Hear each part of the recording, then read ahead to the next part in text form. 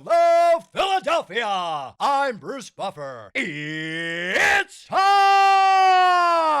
for the Anthony Gargano Show! I am not Anthony Gargano, but happy Wednesday morning to all out there. Jamie Lynch filling in for the Cuz today. Normal cast with us here with Andrew and VG. But Anthony is doing something very cool today. He is doing a real football guys day of porn over at NFL Films with the great Brian Baldinger. They're going to be recording a bunch of stuff, going through a bunch of film, and having a real football guys day over at NFL Films. So I get the honor of filling in for Anthony today on the official opening of the league year. The legal tampering period opened on Monday. The league window officially opens today. We'll find out maybe a lot more, maybe not, as the Eagles right now are the only team in the NFL that have not signed a free agent yet. Obviously, they prioritize keeping Zach Bond, which I think every Birds fan out there agrees with. But as of now, they're the only team not to sign a free agent. And I don't know if it's the Super Bowl high just wearing off or my expectation of all these moves being somewhat predictable. But I had like almost no emotion yesterday to CJ getting traded to the Houston Texans. Reading the comments on some of the videos here, listening to a little sports radio in town, seeing some reactions on Twitter. It appears I was in the minority on that one, as people were a little ticked off that CJ was moved. But it's clear after watching his reaction video yesterday, very amicable split between the two sides. And he seemed to understand what I think a lot of Eagles fans understand, is that this defense is young and cheap right now. And a lot of those guys aren't going to be cheap for very much longer. So we'll get into all the nitty gritty of the defense and what it looks like now, and maybe some guys that could be coming to the Birds today, maybe not.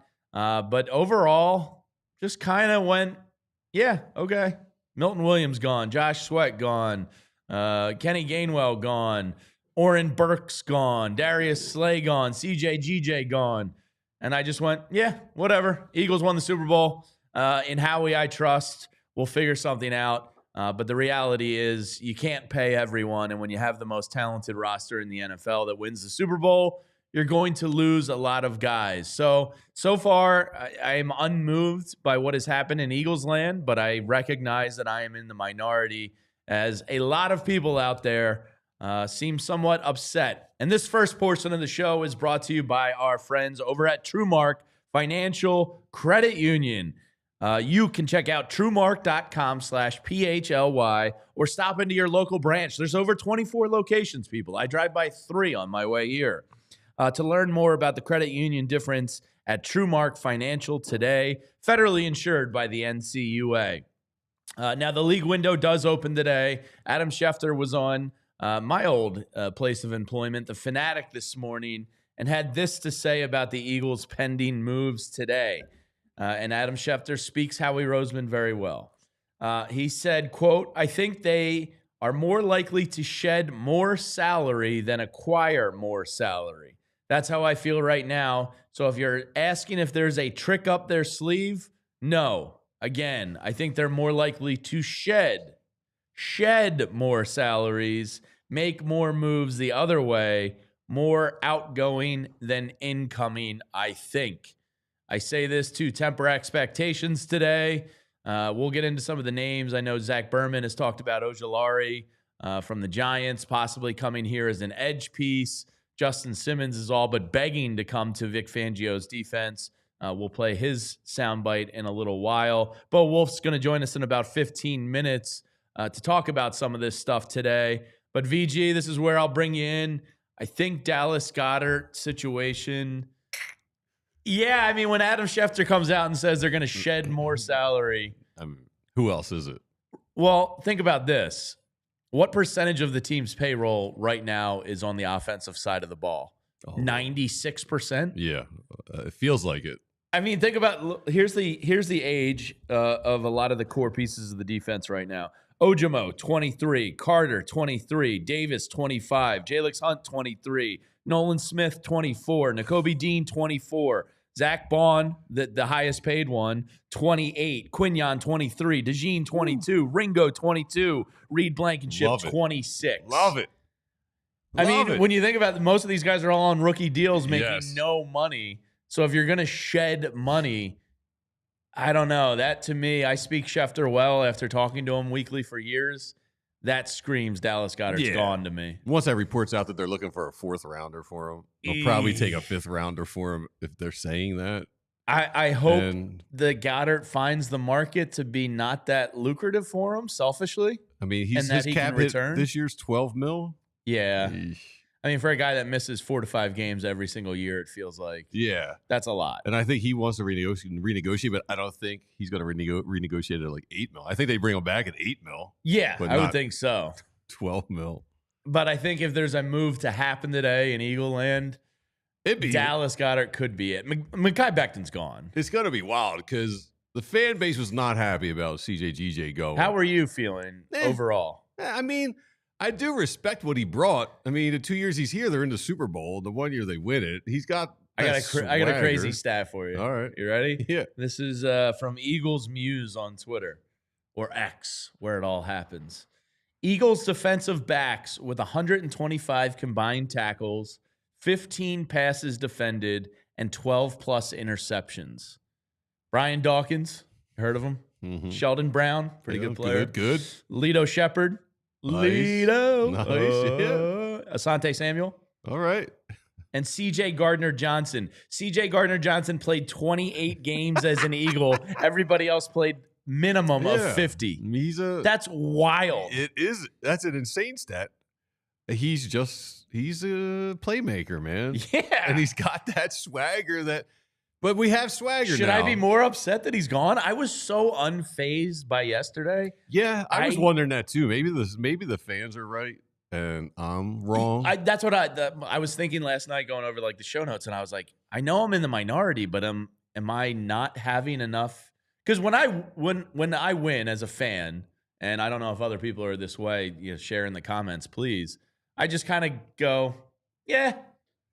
Like, I don't want to say I put my feet up and don't care anymore, but there's a certain relaxation where I kind of black out a little bit. Yeah, I'm not super stressed at Like- all right now. I'm still enjoying I the saw Super the Bowl news run. yesterday. You guys are in here and Bo's popping in and Zach's on. I'm like, how about that? CJ GJ traded. It is It a didn't little faze me worrisome. at all. I don't know. It's getting a little worrisome on defense. I mean, Well, if you believe Sidney in Brown, the they drafting, believe. They Tristan trust McCollum. his. Yeah, everybody. He looked bad, dude. This He is looked Tristan, bad when he Tristan was McCollum erasure. No, dude, he was bad when he was in. He was starting over Sidney Brown, and now Yeah, all of a but- sudden everybody's like, "Well, this tells you what they think about Sidney what Brown." was it? The Washington game where he comes in because CJ got kicked out. Yeah. Ugh, he was bad. He got roasted. So should I care more? Yeah, I think we should Is this care. is this a me problem? I think you and I should care a little bit more about this now that you've got me thinking about it. I mean, you're turning the keys of the kingdom over to the youth. This is a youth movement on defense. And look, Jalen Carter is going to get a contract, I presume, next year. That's probably $175 million. Well, that's the thing. When they're shedding, he says they're shedding salary cap. They're looking at Jalen's going to be making, I would think, 41 million. 40, He's got to yeah. beat Myles Garrett next year. He's probably in that. I mean, I think Edge still gets a slight lean. We'll talk to Bo about this. Yeah, but the salary cap will go up a little bit. Sure. So But I would think he's around 40. they gotta do Cam Jurgens. They got to do Nakobe Dean. I think Reed Blankenship and Cam Jurgens happen this offseason. Yeah, you think Nakobe goes in on the final year?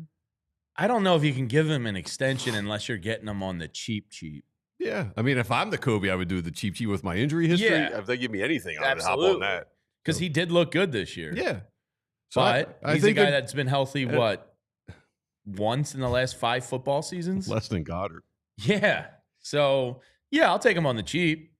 Yeah, and I think when you CJ GJ's, I wanted to play his video, but it was. I thought it was awesome. It was, but it was filled with obscenities. So try not to.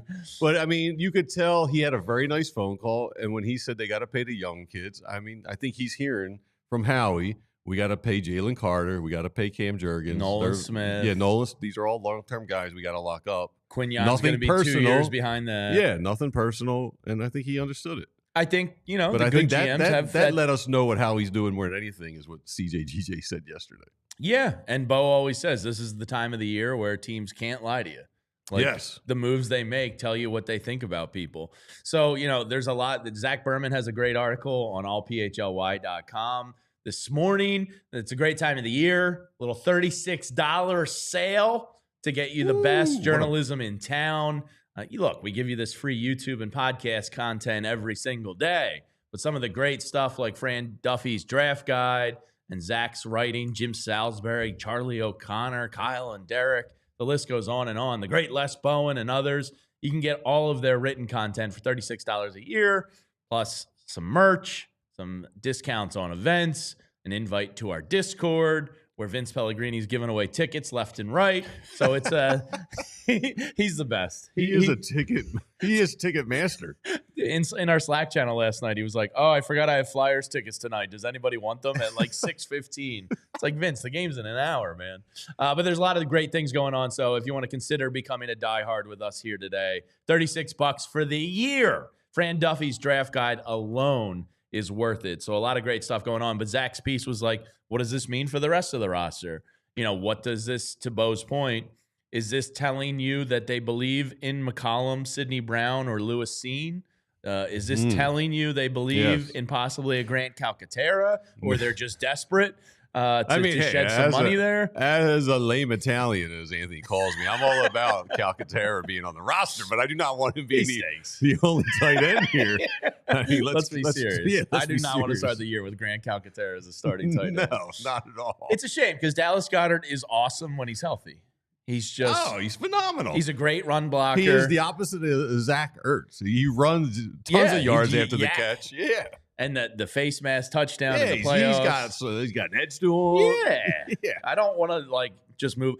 Now, if he's traded or moved for like a fourth rounder today, if that is the big move that they make, that I think will be the first time where I'm like, I mean, I'm with Anthony too. The Isaiah Rodgers was a little bit of a surprise. I thought they were going to keep him and Ringo to compete. Yeah. But if he's not going to start for you, are you really going to pay $7.5 million to your CB3 that's not playing the nickel? Yeah, I'm so confused. Bo had thrown us for a loop yesterday too about Coop playing safety. Maybe we'll talk in a couple minutes about that. Like I'm all messed right now. That one hasn't left my brain. No, I was at the bar last night arguing with people about it. Last night. O'Neill's New Wave. Yeah. What up, New Wave? Yeah. So people do not want to see him go to safety. Well, he was the public loves him at a corner. He was so good. Yeah. But you expect him to get better, right? But he would be a great safety. But Bo said, do you want to make him the best safety in football? Maybe.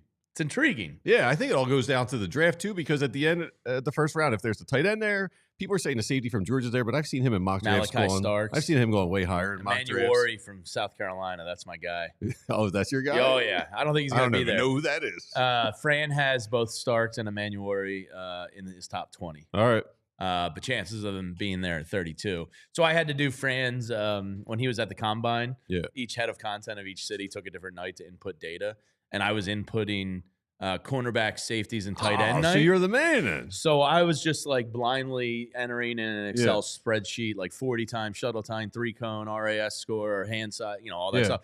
And every time I just kept being like, who is this freak? I would go back and it was Emmanuel. Oh, every time? He was smoking everything. All right. So I'm just like blindly all What's in on his this. last name? Emmanuel. All right. Yeah, from South Carolina. Another safety. But that's a good point because how did the moves that just happened affect their draft board? Yeah. I would have bet every cent I have to my name that they were drafting a defensive lineman, and they still probably are because Fran will tell you and his draft guide, $36 sale for the year.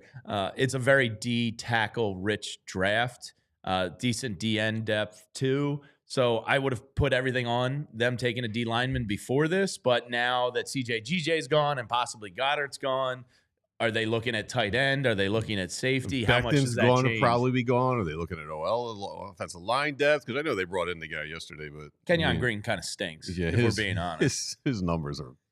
And I was trying to read some like Houston newspapers. They are not sad about that guy leaving town at all. So here's a little write up on new Kenyon Green, who recently just got into Statland University. We're all very proud of him.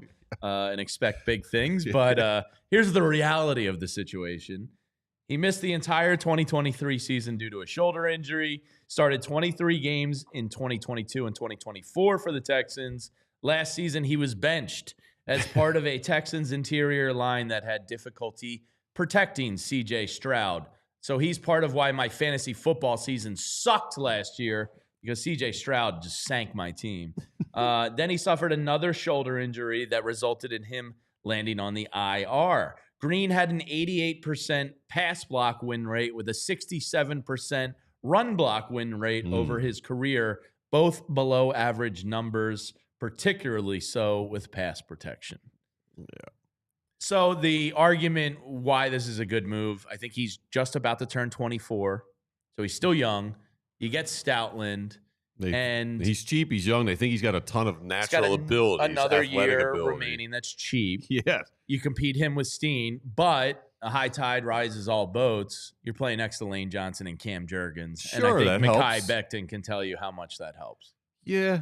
I mean, I'm not saying he is Mekhi Becton quality, but he was a top 15 pick, and they love their first round. So was the pedigree firefighter. guys. I mean, there's some first round guys. He played good football for like 6 games.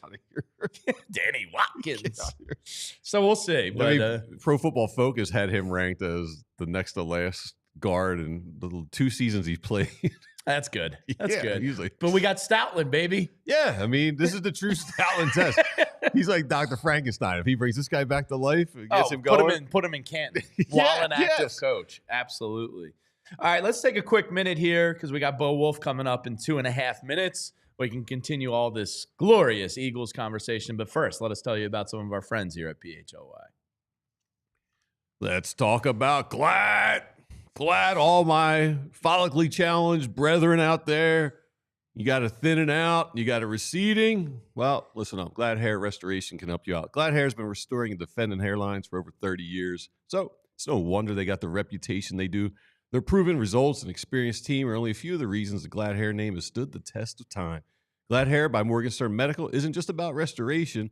It's about innovation. Their breakthrough, specialized GLAT hair techniques dramatically change lives and hairlines. The GLAT hair technique consists of a one-on-one care, a 100% personalized hair restoration plan of action that is designed just for you and your specific hair loss. Follow-up care, and you get cutting-edge hair loss prevention treatments, medications, and more. GLAT Hair can help you keep the hair you already have, and they can help you bring back what you've already lost. If you'd like more information and are ready to defend your hairline today, visit GLATHairMM.com, GLATHairMM.com, or you can give them a call or text them 610-980-4000. And let me tell you about our friends over at Timeline. Timeline is health and longevity supplements featuring their proprietary MitoPure ingredient. MitoPure works with the cells in our body to reverse age-related decline. Benefits include increased strength, energy, and endurance. And who doesn't need that? Especially as part of the wash gang. Getting up there in age, man, I need all the endurance I can get. They've done 15 plus years of research and secured 30 plus US patents for their product. The cells in our body are the building blocks of our life, and Timeline is a supplement that works with those cells to help give you more stronger during workouts and preserve your health and mobility as you start to age. I got young kids I got to keep up with, so every little bit helps. The patent ingredient is MitoPure, a postbiotic nutrient that clears out our dysfunctional mitochondria, aka the cell's battery packs. You can't have dead weight mitochondria hanging on. Timeline will take care of that for you. MitoPure is the only supplement clinically proven to rejuvenate health at the cellular level. So get ready to be your best, most energized, and most revitalized you. Right now, Timeline is giving you 10% off your order of MitoPure. So go to timeline.com/PHLY today to get started. That's timeline.com/PHLY to get started today.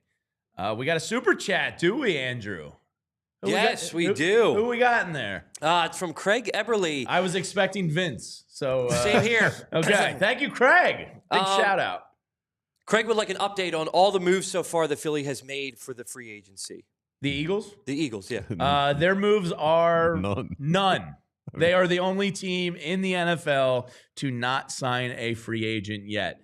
Zach Bond is the crown jewel of the offseason so far. Great move. I mean, they released Slay. Yeah, they released Slay, which will be official today, Yeah. and we'll see if that And Steelers they traded contract CJ happens. GJ. I guess that's about it. They traded CJ GJ. Kenny Gainwell went on a Kenny 1 year. G, Kenny outta here. G went to the Steelers last night on a 1 year deal. What are they doing, the Steelers?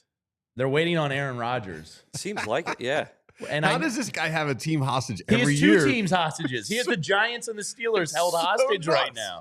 Is Bo with us? He is, yeah. Because Aaron Rodgers is a great segue into Bo Wulf, one of his favorite people in the NFL. Bo, Aaron Rodgers somehow has two teams held at gunpoint today as the league window officially opens. Where does he end up? SeaWorld. Is that even around anymore? SeaWorld still Well, you have exists? tickets in the splash zone. Yeah, he's going to be there watching. You know, he's a dolphin sex voyeur, so that's what he's going to be doing. VG, love the Farina shirt. Oh, yeah, man. The boys are Farina DeVita. Yeah. Nice. That's a good sandwich. Best sandwich in the city. Yeah.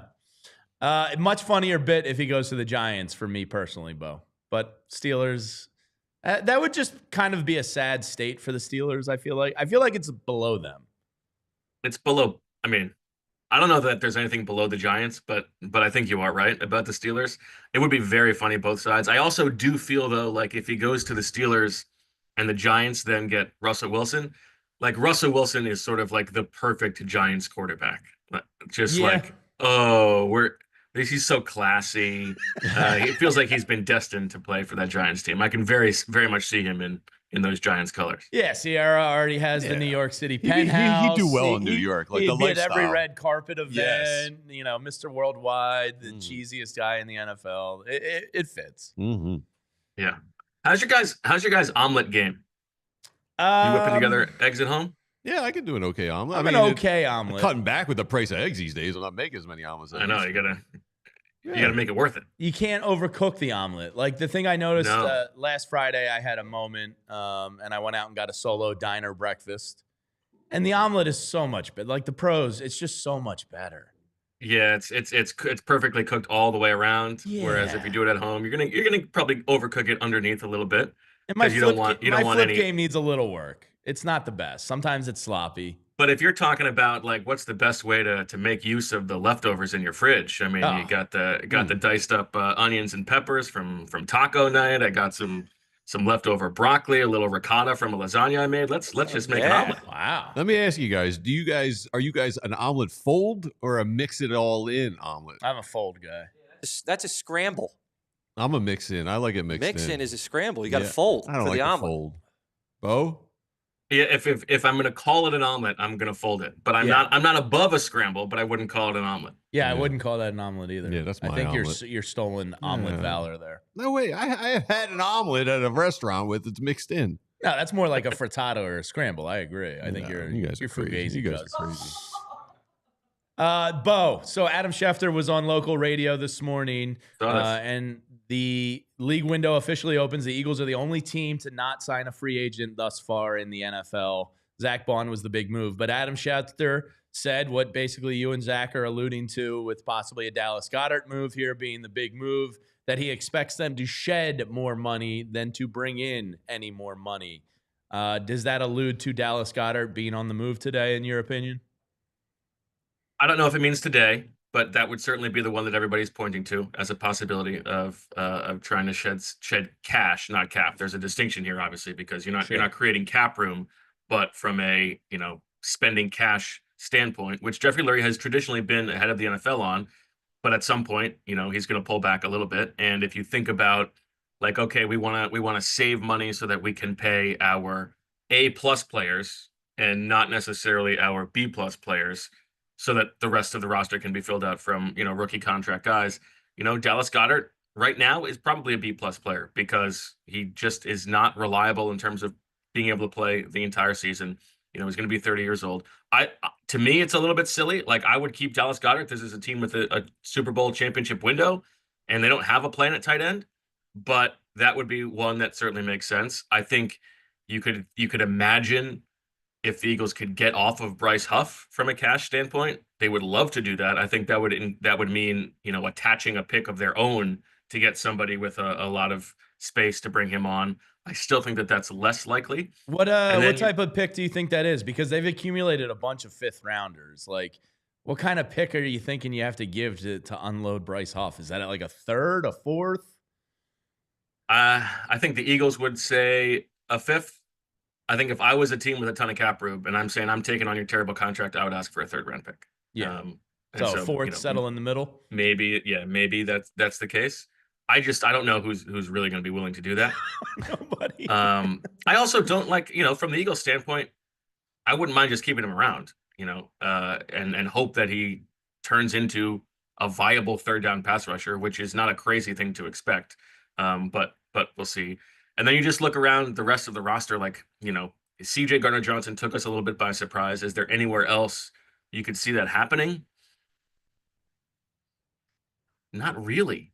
Yeah. Aside from Dallas Goedert, right? Because, it's not going to be the quarterback. It's not going to be the running back. It's not going to be one of the top 2 wide receivers.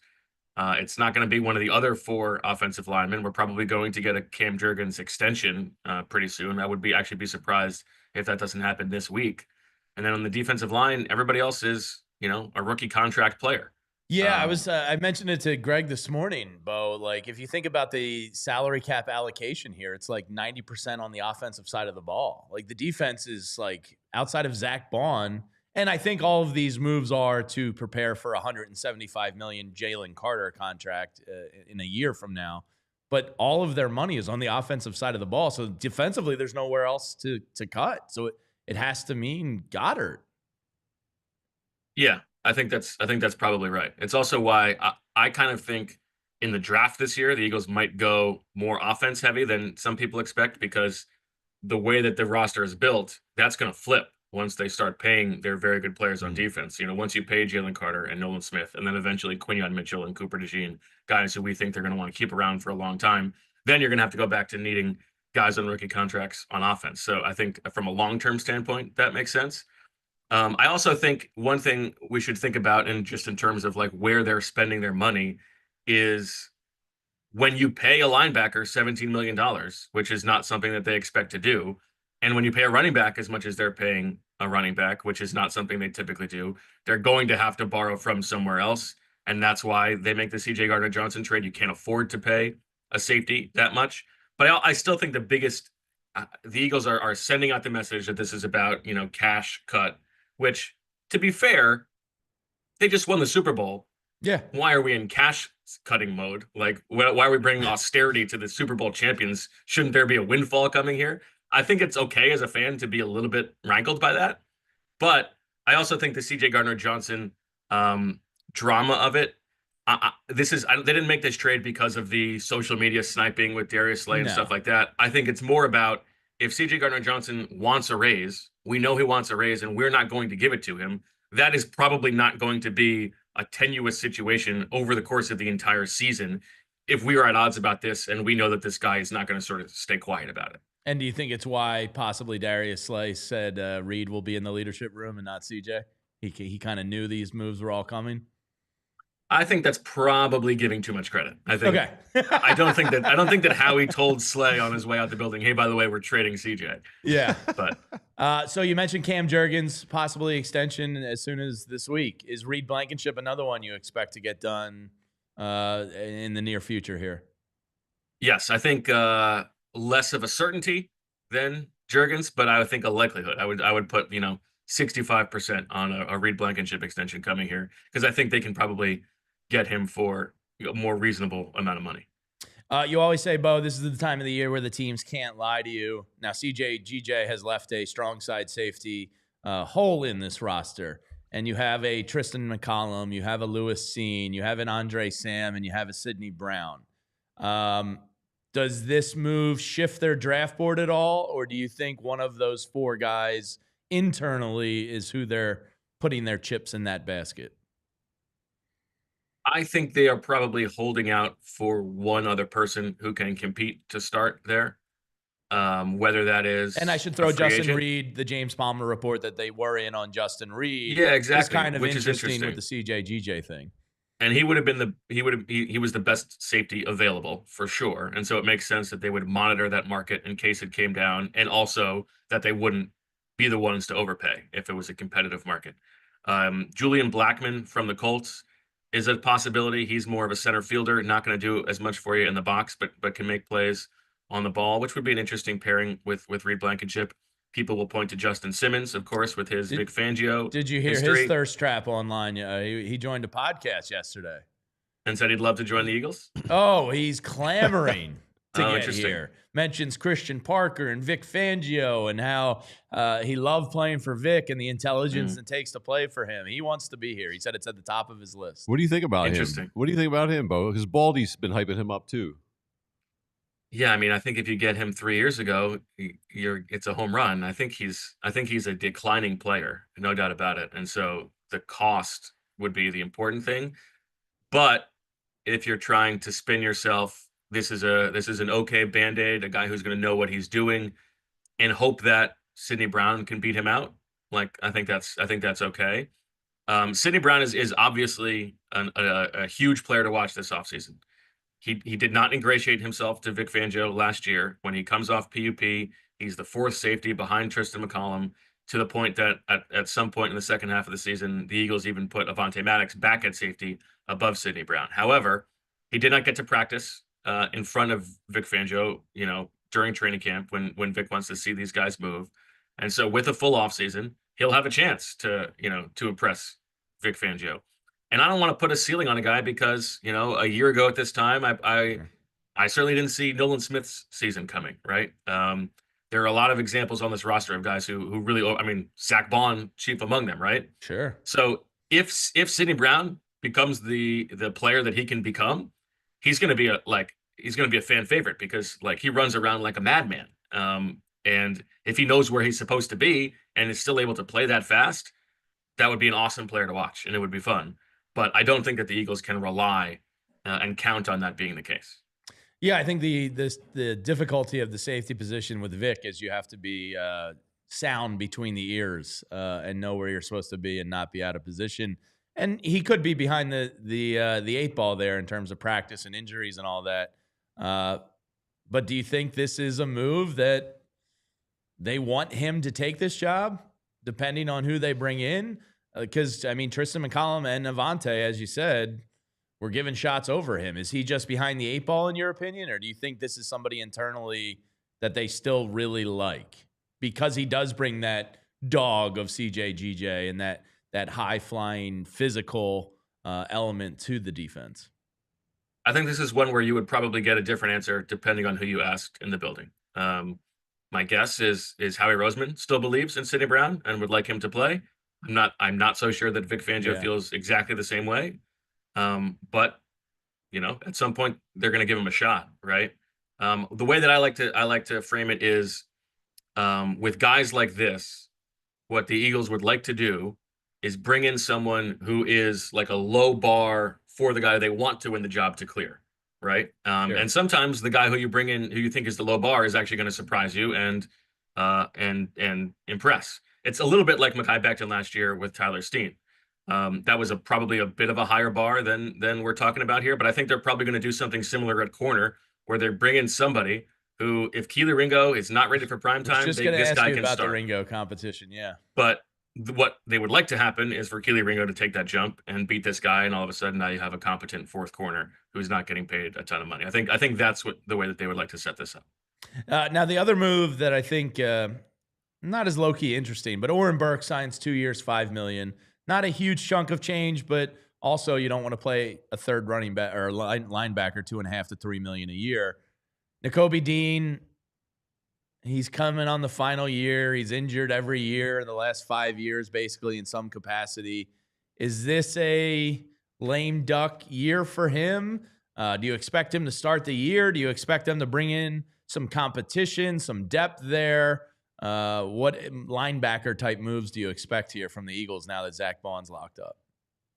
Yeah, I did think this one was interesting because Oren Burks did not get a lot of money. $2.5 million for someone who you think is probably going to be your week one starter next to Zach Bond and gives you cover for when Nakobe Dean comes back is pretty reasonable. And It's not that I was surprised they didn't match it because I didn't know what they thought of Oren Burks necessarily, but it tells you that if they're not willing to spend that level of money for linebacker, to me, this is very much like, okay, Vic, like we got you your guy. We paid a lot of money. You're gonna have to make the other person work. Like that's gonna be on you. We're gonna sign somebody for the veteran minimum. Maybe we'll draft a guy on day 3.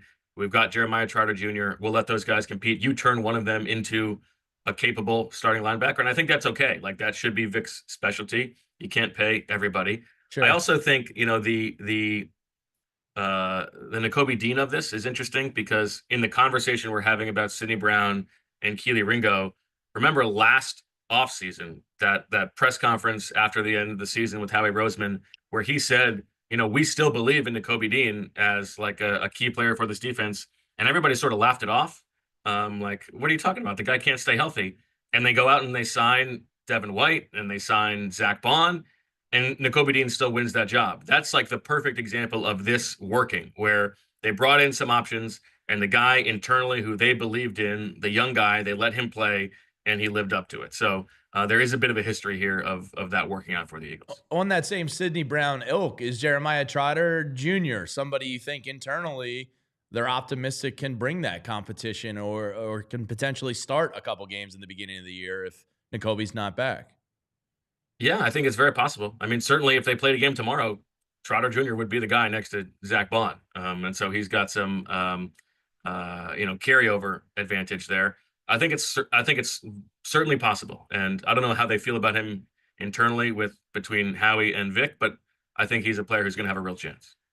Bo, yesterday you kind of left us after breaking the news. You left us with a little nugget, a little twisted idea of I've thought about it a lot since. Cooper DeJean moving to safety, and it kind of threw our local watering hole, the one that you and I both like to pop into. It was very divisive. Well, most people are totally anti Cooper DeJean playing safety. Is that something you seriously envision happening? You've heard a rumble or two of maybe they would like to see him there, or are you just being devious and throwing us out there to drive us crazy? I don't think that that's going to happen this year, but I do think it is a thing that they have in their mind as optionality when planning how this roster is going to look. And if you think about it from Cooper DeJean's perspective, it's too early to be thinking about this. He's entering his second year, but who gets paid more? The safeties or nickel corners? Safeties get paid more, right? Now, outside corners get paid more than both of them, and so he might want it to go on the outside. But if you're the Eagles and you love the way that Cooper DeJean affects the game in the middle of the field, his ability to play through traffic, his ability to read offenses the way that he did in the Super Bowl on that pick 6, Zach Bond being so blown away by the veteran nature, the veteran-ass play, as he said, about the way he read that play away from his assignment. That's the kind of stuff that would play awesome at safety. And it doesn't have to be, he's a full-time safety. It could be something like kind of the way CJ Gardner-Johnson was used in New Orleans, where he's a nickel, but depending on who your other safeties are, those guys can flip-flop roles. And in base defense, maybe instead of going to the outside, he goes to the post. I don't think it's a definite. I don't even think it's a likelihood, but I think it is a possibility that they have. All right, Bo, today is the start of it all officially. You got any predictions? Are the Eagles going to, as Zach Berman seems to hope and want, Ojulari? Are they going to add a safety? Are they going to add an edge? Are they going to add anything? Is Mekhi Becton signing elsewhere today? What do you got for us? What's the Bo prediction for League Open Day? The cash spending thing is very interesting to me. Are they going to add somebody? Like everything they're signaling would be that they're not going to be interested in a guy like Azeez Ojulari because he's going to take, over $10 million. And I'm not so sure they're going to spend that. So I think we're going to see Becton sign somewhere else today. I'm surprised he hasn't already. That guard market is so crazy, and it's way more than the Eagles would be willing to pay. I don't know how much money Becton's willing to leave on the table. And it feels kind of silly to me. I mean, if I'm him, I can't leave more than $2 or $3 million on the table. Come on. Yeah, no chance. And I think it's the gulf has to be much bigger than that. Yeah. But I don't know. I am still doubting the Goddard thing. I still kind of think maybe we'll see some money moved around and we'll get a very short-term Goddard extension. I could be totally wrong there. Everybody who's plugged in is saying they're going to move on from Goddard. Like this is going to happen. And I just wonder if cooler heads are not going to prevail there. I think he wants to be here, right? I think he wants to get paid, and he should get paid. But like, are the Eagles really going to cut their nose to spite their face on offense like that? I'm not so sure. I mean, this feels like a situation where Howie's going to find a way to rework it, to give him more guaranteed money, but less money against the cap. I don't know how he does these things, but he always seems to find a way to do this. Yeah, but if they're not willing to spend cash right now, I don't know. Everybody's got to go buy that confetti and snow. Otherwise, the Eagles aren't going to be able to afford it. Bo, I did leave you with a gift on Instagram 2 nights ago. This is my omelet, by the way. Here we go. Yeah. Oh. Yeah, it looks solid. I like the broccoli in the omelet. It's a good. Yeah. That doesn't look like it's folded in the middle. It looks like it's mixed in with it. No, that's folded. What did you have? What did you have there? Sour cream and ketchup? What was on the plate there? No, that's the ricotta. Okay. Yeah. And a little hot sauce, and then just a dab of ketchup. Okay. On the side. All right. I don't respect the ketchup move, but that's fine. I go with the ketchup move. Sure. I know ketchup is for kids. Men eat hot sauce. The ketchup's for kids. I get it. I know. I've hung out with Anthony long enough. Bo, I did leave you with a gift on Instagram of Josh Harris clubbing with Marshmallow Head and Braxton Berrios. Feel free to thank me anytime you'd like. I'm tripping balls, man. Like, could you imagine a worse person to party with? You're the best. Make sure you're following Bo and Zach and reading all their great content on allphly.com. There's a great sale going on. If you want to become a diehard, it's a great time to get in. Bo, we appreciate the time. 2:00 today. Will we get an emergency pod from the Eagles boys today? I hope so, man. We need those views. Yeah, we need some activity. Let's go. Well, thanks for joining us, Bo. Thanks, guys. All right, Bo. see you. It's also a big day. It's Georgia Pro Day. It should be a big day again. Malachi Starks, is he at the is he becoming the #1 guy for Eagles fans on their draft board? I guess he is. Yeah. I was just reading that they also have a safety under the radar, Dan Jackson. You know anything about him when you're doing your safety work? I don't think he was not invited to the combine. I was going to say I don't think he was on my combine. I was reading. They say he's sneaky fast, playmaker. Love a sneaky. Does that mean he's white? He is white. Yeah, they only put sneaky in when he's white. I think he is. I mean, I don't know. Who knows? He's wearing long sleeves there. Yeah, they only put in sneaky fast when he's white. He could be. All right, let's take, before we get to the brain, this portion of the show, VG, is brought to us by the great Bet Parks, our friends over at Bet Parks with a Bet Parks sports book, which we love. It's tourney time. So, what? What are you waving me? Oh, we just had to take that quick pause. Oh, my bad. I got a little excited. That was kind of when I talk about Bet Parks, it was a bad transition by me. I was being a bad point guard. It's March Madness time. I got to set you up better. I'm getting all fired up. I get excited when I talk about Bet Parks. I love betting. So Bet Parks is our sports books, our favorite sports books. So NCAA tournament time is here, and the one and only sports book I ever recommend is Bet Parks, the Bet Parks Sportsbook app and online casino, and it's got a great new offer for new customers. They'll back you up with $1,000 worth of losses in the first 24 hours. So if you have a rough 24 hours, they got you. All new users who sign up are eligible for this one. And I was looking, they got, because I was like, let's look at some tourney futures. Duke plus 300, Auburn plus 350, Florida plus 750, which I really like. That Auburn's got my eye. Houston plus 700, and the Johnnies, which are fun. That's if you're watching the docuseries, the Johnnies are plus 2,200. So there's a little limited time offer now for this $1,000 bonus back up for new users and customers. BetParks.com's got terms and conditions all about it. You can read on their site. You must be 21 in MPA, New Jersey, Michigan, or Maryland. You play for fun. You live to win. You bet. BetParks. Gambling problem? 1-800-GAMBLER. And let me tell you about our friends at Golden Nugget Jewelers. For over 30 years, Golden Nugget Jewelers has operated out of the same location right there in the heart of Philadelphia. Customers come from PA, Jersey, Baltimore, and even New York City to get to Golden Nugget Jewelers to find that perfect engagement ring or wedding band.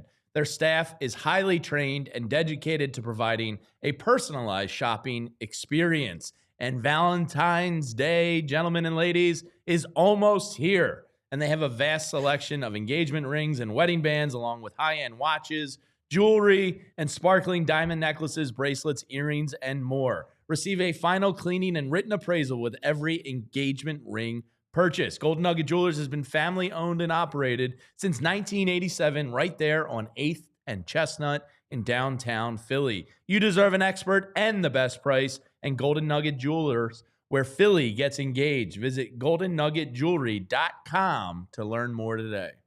What are you two giggling at over there? You read Valentine's We Day. copied It had already Valentine's passed.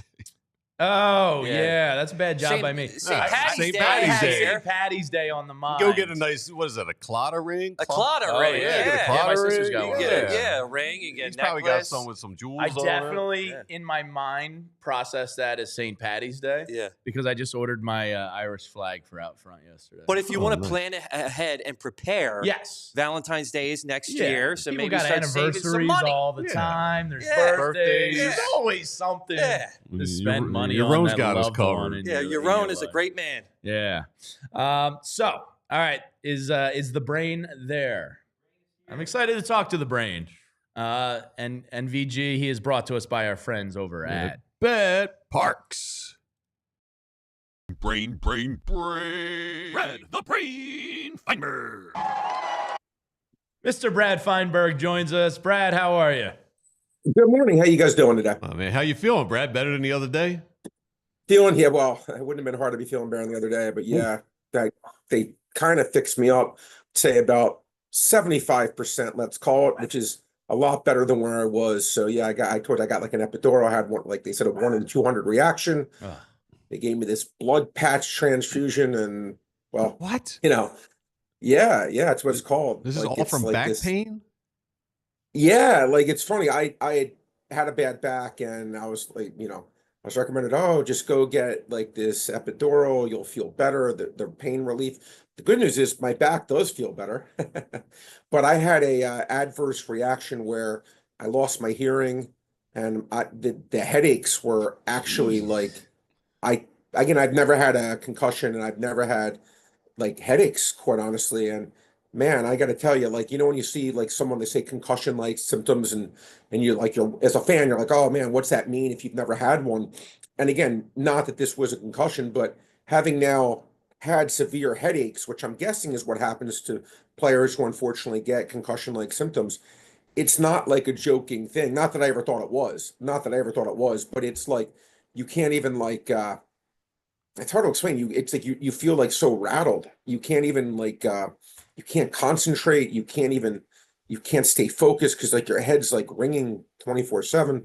But anyway, I don't need to bore you with that, but I'm feeling better now. I'm looking forward to talking about hopefully some good winning bets for everyone. What's this mean for your golf game this summer, Brad? You're gonna be able to get out there and get swinging? Well, listen, I gotta get out there and beat my son. Like I'm like 14-0 against him, which is, by the way, like saying that beating him 14 straight times in golf would be the equivalent of saying you beat the Sixers in basketball. It's not something to be proud I of. was gonna say Versati like- doesn't look like he's a big swinger.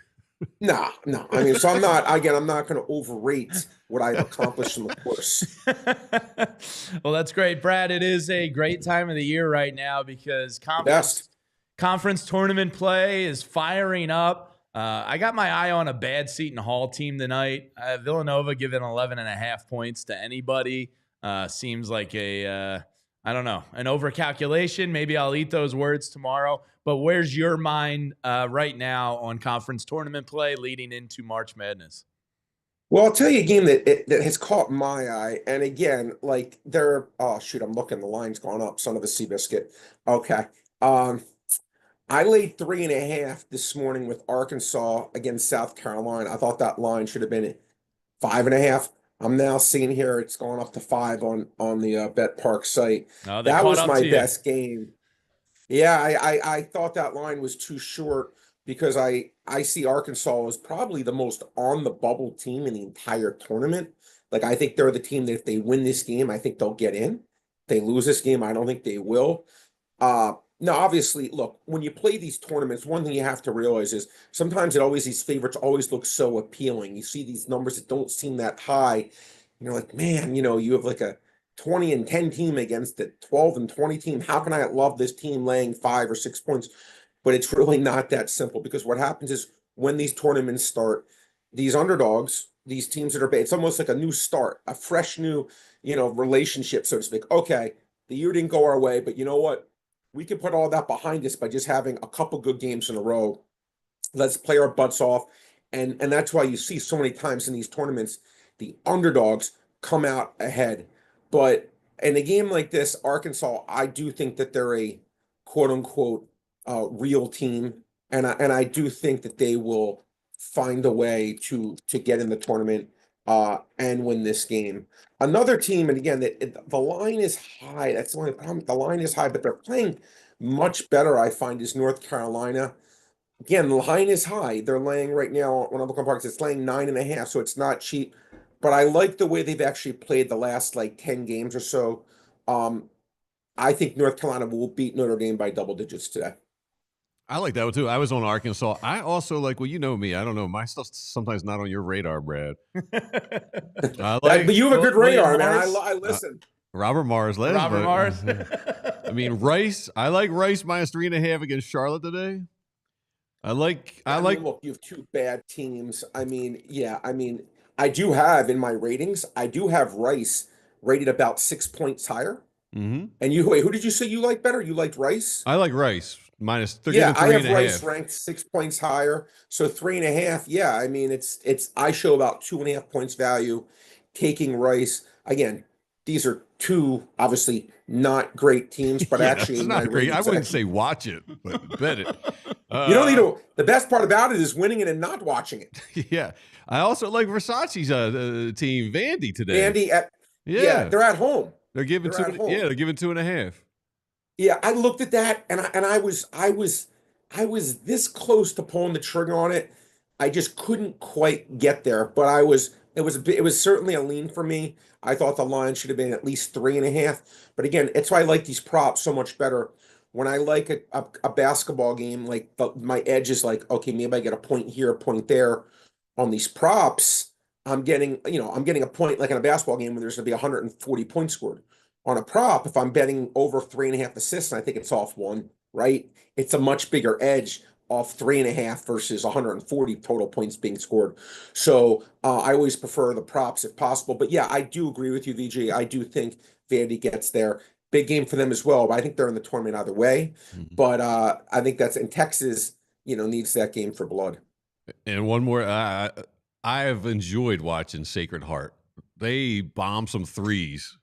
They're getting 3.5 against Merrimack. I think they win. It's huh? It's 3.5 right now. Yeah. I'm just looking at my bright ratings right now. I have Sacred Heart. Actually, I have you like Sacred Heart? Yeah. I think they win. I have it about a 4.5 point difference, and it's 3.5. So I actually slightest of slight leans, and I have Merrimack about 4.5 points better on a neutral. Not a game I'm betting. I'm betting. But look, maybe Sacred. Listen, you follow these teams. Listen, they live and die by the 3. They've been hitting the 3 lately. Yeah, but well, you know what's funny? Then I would tell you what I would recommend to everyone. I think you would agree with this, VG. Instead of taking the 3.5 points, I take the money line. Yeah, that's because if they're hitting their threes, they're probably going to win the game outright, right? Yep. Might as well just take when I look at the money line, they're getting plus 135. Yeah. I'd rather take plus 135 if they're hitting their shots and I'm cashing a nice roll win there, as opposed to betting 3.5, where if they're not playing well, they're probably not going to win the game. That's actually probably a good variance team where taking the money line makes a lot more sense to me than maybe probably taking the 3.5. Brad, in your best guess, do you think there's over or under 2,000 people in this country that are betting Sacred Heart and Merrimack today? That's a great question. 2,000? Yeah. Tremendous question. There's got to be an alumni base of 2,000 bettors. People betting that game. I'm going to say over. Slight over. But that's a tremendous question. Just because throughout the world, you see people going in, you see the people putting in their $5 parlays and they're betting like every single thing. They couldn't name anything about Sacred Heart or Merrimack, but they may just, if it's like let's say it's an 8:30 game, they're going to the window at 8 o'clock. That's a good one. That's a good question. That's Only probably not the number I sickos would like say Greg that. are betting Merrimack games. They smoked I like it. Fairfield last night. Of course, it wasn't tied into that one. Brad, I'm curious this time of the year, how much do you get into the futures?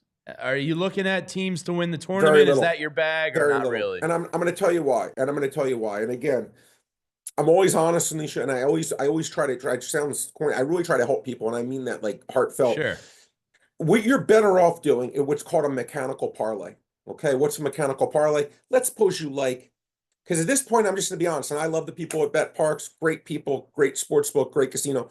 But look, Parks is in business, justifiably so, to make money. So what normally happens is with these when you get odds on any team, and I really mean any team, when there's never a yes no on a market. For example, like Merrimack Sacred Heart, you could bet 3.5 minus 110 each way. There's a yes no. There's two different ways to bet it. You could bet both sides. There's not a yes no market for the Tods to win the tournament. It's just a yes market. So let's suppose the odds on Duke are 4-1, and they think the odds should be 6-1. Well, they're going to give you 4-1, as opposed to 6-1. There's not a yes no market. You're just going to have to take the worst of it, and you're going to take the worst of it on every single team, more or less. Now, the one time it's a little different is do you remember a few years ago when, Sister Jean, Loyola Chicago got to the Final Four? One of my pro friends made a big bet on them to go to the Final Four, and he did it. Instead of doing the mechanical parlay, he's like, Brad, he goes, looking at their bracket, he goes, he thought there was one of the teams was going to be upset, and he goes, if this upset happens, I'm going to kill it a lot more by taking the odds to reach the Final Four as opposed to the mechanical parlay. Mechanical parlay is taking each two take $100. The first game, they're minus 500. Okay, so you win 20. Okay, so now you take that next game, they're minus 300. So you take that $120, and now you win 40, right? So now you're up to 160. Then the next game, they're laying 2-1. So you take the 160, you win 80. So now you're up to 240. Then maybe the next game they're even. So you take that 240, now you're at 480. And then the next game, maybe again, you're at even. So that 480, you're now at 960. So that $100 bet that maybe you're getting 5-1 odds on, I've now turned into 960 my way. It's called a mechanical parlay. Almost every single time you're better off doing it like that. How would it not be the case?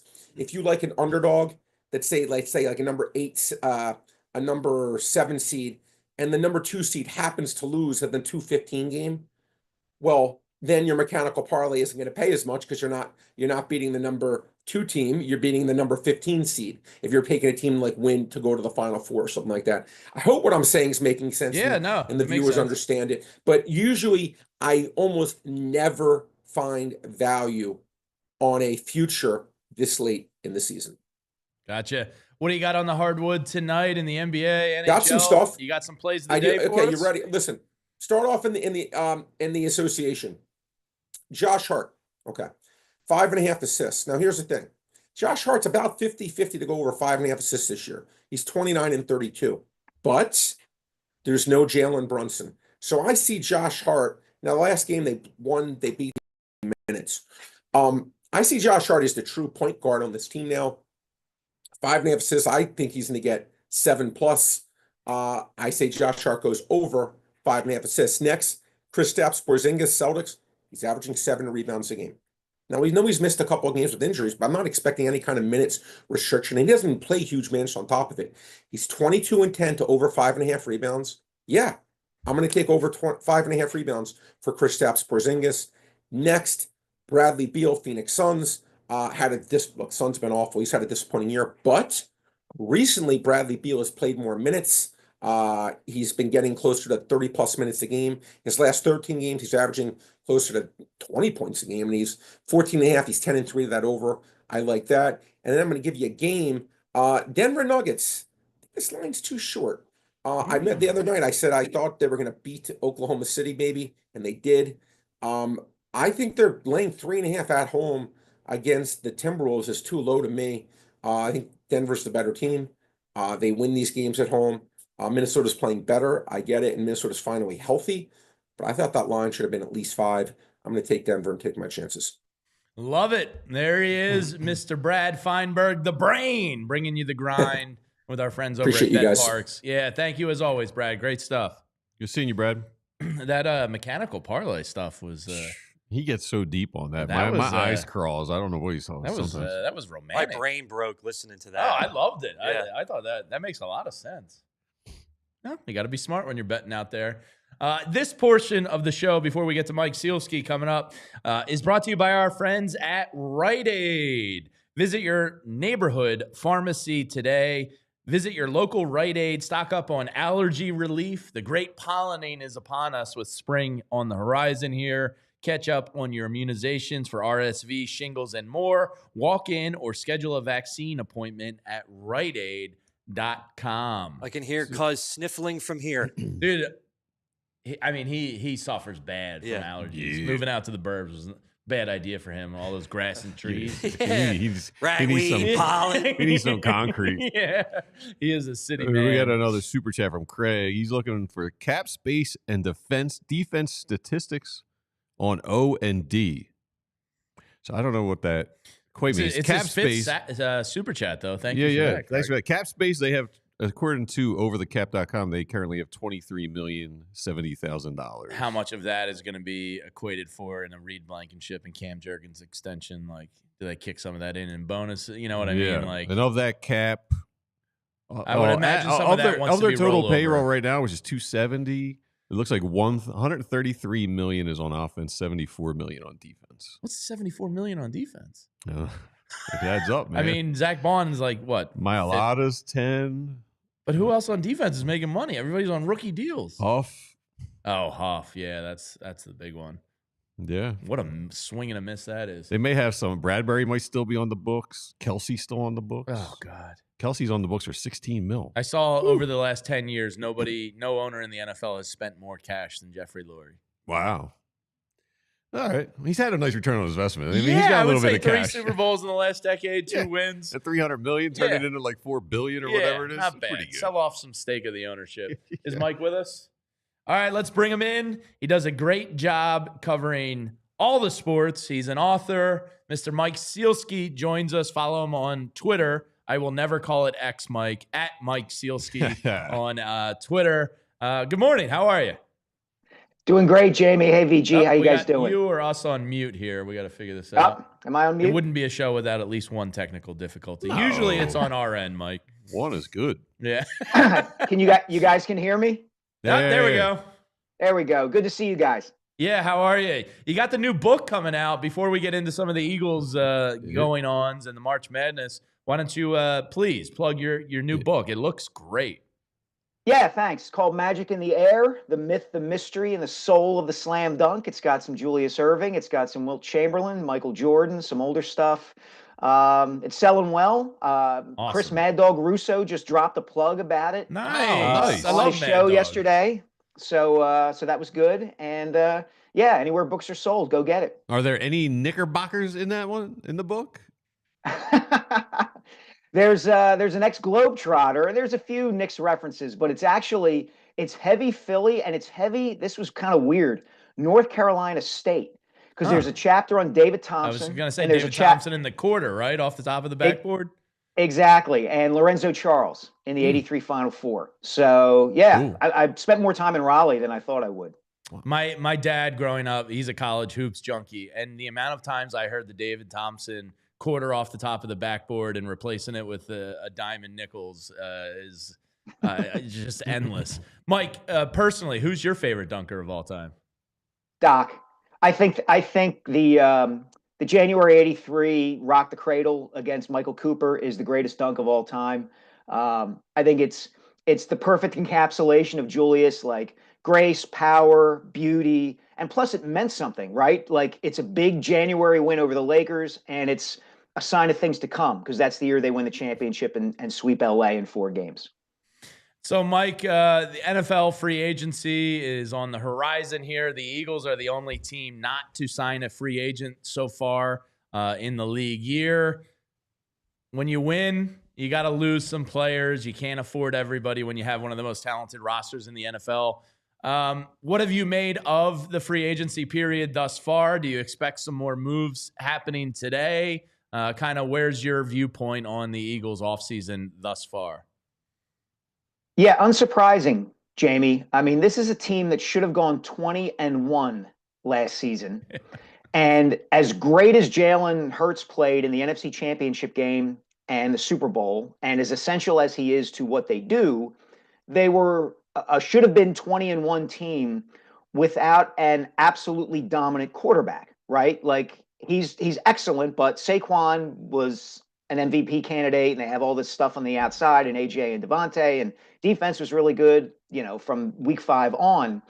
So that speaks to how much talent they had. And it's just going to be impossible to retain all of it or to make a team like that better by being active in free agency. So you're seeing what they have to do, right? Like that's why the CJ GJ trade happened yesterday is they gotta clear some money. The reason that Howie is able to manipulate the cap the way that he does is because Jeffrey has been willing to pay guys a lot of money to restructure their deals in the name of clearing cap space in the here and now. And so you can only do that for so long. So I would be surprised if Dallas Goedert were back because I think you have to look about him. Do you what do you expect from that today? Do you think a trade's coming? Not a restructure? If not today, I like I said, I would be surprised if he were back because I think, Grant Calcaterra has been good enough. Maybe you can draft somebody else. That's been a position that they've had success in finding guys in the draft. And they're in this position, right? Like what they want to do, what they've always wanted to do is remain competitive for the playoffs and for a league championship year after year. And some years are going to be like last season or 2022, where you have an incredibly great chance of winning a championship. And some years you're going to have more stuff go right. And I think this coming year, 25, is going to be one of those seasons where they're going to have more stuff go right. Schedule is harder. Couldn't bring back guys who had career years or were great in the playoffs. So, I think people should manage their expectations accordingly. Yeah, I was going to say, how do you feel, Mike? Because I was out and about last night, some watering holes, and people, they're like, oh, well, we have to trust Howie, but they're not happy. They're not comfortable about what's going on right now. I love Eagles fans. Yeah, like a month from a Super Bowl my parade. feet are up. We won the Super Bowl. I'm like, whatever. Yeah, they're not happy with the Slay and the CJG. They're scared. So, I mean, how do you feel? Yeah, look, and that's a natural way to feel, VG, because, a couple of these guys like Slay, CJ GJ to a certain degree because he had been with the team before and then came back. Like fans get an emotional attachment to these guys. Totally understand it. But, Z-Berm has made this point on Twitter in the last couple of days, and he's right. The Eagles got sentimental and have gotten sentimental in the past, bringing back guys who helped them win. And sometimes it comes back to bite you. And they are not being that way now. And to be very honest, they can't afford to be that way. They simply can't. Like, Darius Slay is going to be 35. That's not a guy you bet on to help you, come back and help you get back to the Super Bowl and to assume that he's going to be as good at that age as he happened to be at age 34. Like, I think Slay was better than anybody could possibly have hoped or thought he would be, right? So are you going to count on that again? No. And the other thing, too, is at some point and at some level, you have to bank that the guys you have drafted who are already in-house are going to improve. That's simply the cost of doing business the way the Eagles do it, and it's worked for them recently, right? Quinyon Mitchell and Cooper DeJean come in right away, and they're terrific. Nolan Smith gets a year apprenticeship and is pretty darn good in the second half of last season and the postseason. Jordan Davis improved last season. Jalen Carter's been a beast since day one. That's what you need to have happen. You just have to count on guys you already have getting better. And I understand why fans are nervous. I get it. But this is just the way things have to be done. Mike, I want to shift gears real quick because I've got the opening day itch. It finally hit me. The Super Bowl glaze is over here, and it's like spring training's evaporating before our eyes. The regular season's about 2 weeks away now. What are your thoughts on the Phils? I think they're getting, I don't want to say slept on, but I almost think undervalued a little bit because few teams in this in Major League Baseball have as good as pitching staff as they do. Some question marks in the bullpen, and the lineup needs to improve with Trey Turner, Bryson Stott, and some of the key areas there. But what are your thoughts on Phils as we approach opening day, a little more than 2 weeks away right now? Yeah, I think you described the situation around the Phillies very, very well there, Jamie. I think some of this is a function of the way we follow sports nowadays, right, and have for a long time, where the team that makes big moves in the offseason is always presumed to be the team to watch, right? The Mets go out and sign Juan Soto. Oh, you got to keep an eye on the Mets now. And you do have to keep an eye on the Mets. They're pretty good. And the Phillies didn't do a whole lot other than adding, a pretty good starting pitcher who should really help them if he stays healthy. I totally get it. I still think they're going to be really good. The one thing I'm curious about, like everybody else, is Turner and how different he looks this season. I was talking about this on WIP with Rob Ellis last Saturday. Robbie! It's almost like Turner, from the time he got here, like fell into becoming the same kind of hitter that the other hitters around him were. He was not really this big swinging 25 to 35 home run guy. He had done it once or twice, but it was mostly like doubles, triples, stolen bases, applying pressure to an opposing defense because of his speed. And he's fallen into this kind of passive way of scoring runs that the Phillies lineup lends itself to. It's like, we're going to walk and we're going to hit a ton of homers. And he's become one of those guys. And it's the one thing that I feel like has been missing from the team the last couple of years is they could use a guy who just applies more pressure to another team that makes you think like he's just going to slash a ball to the gap.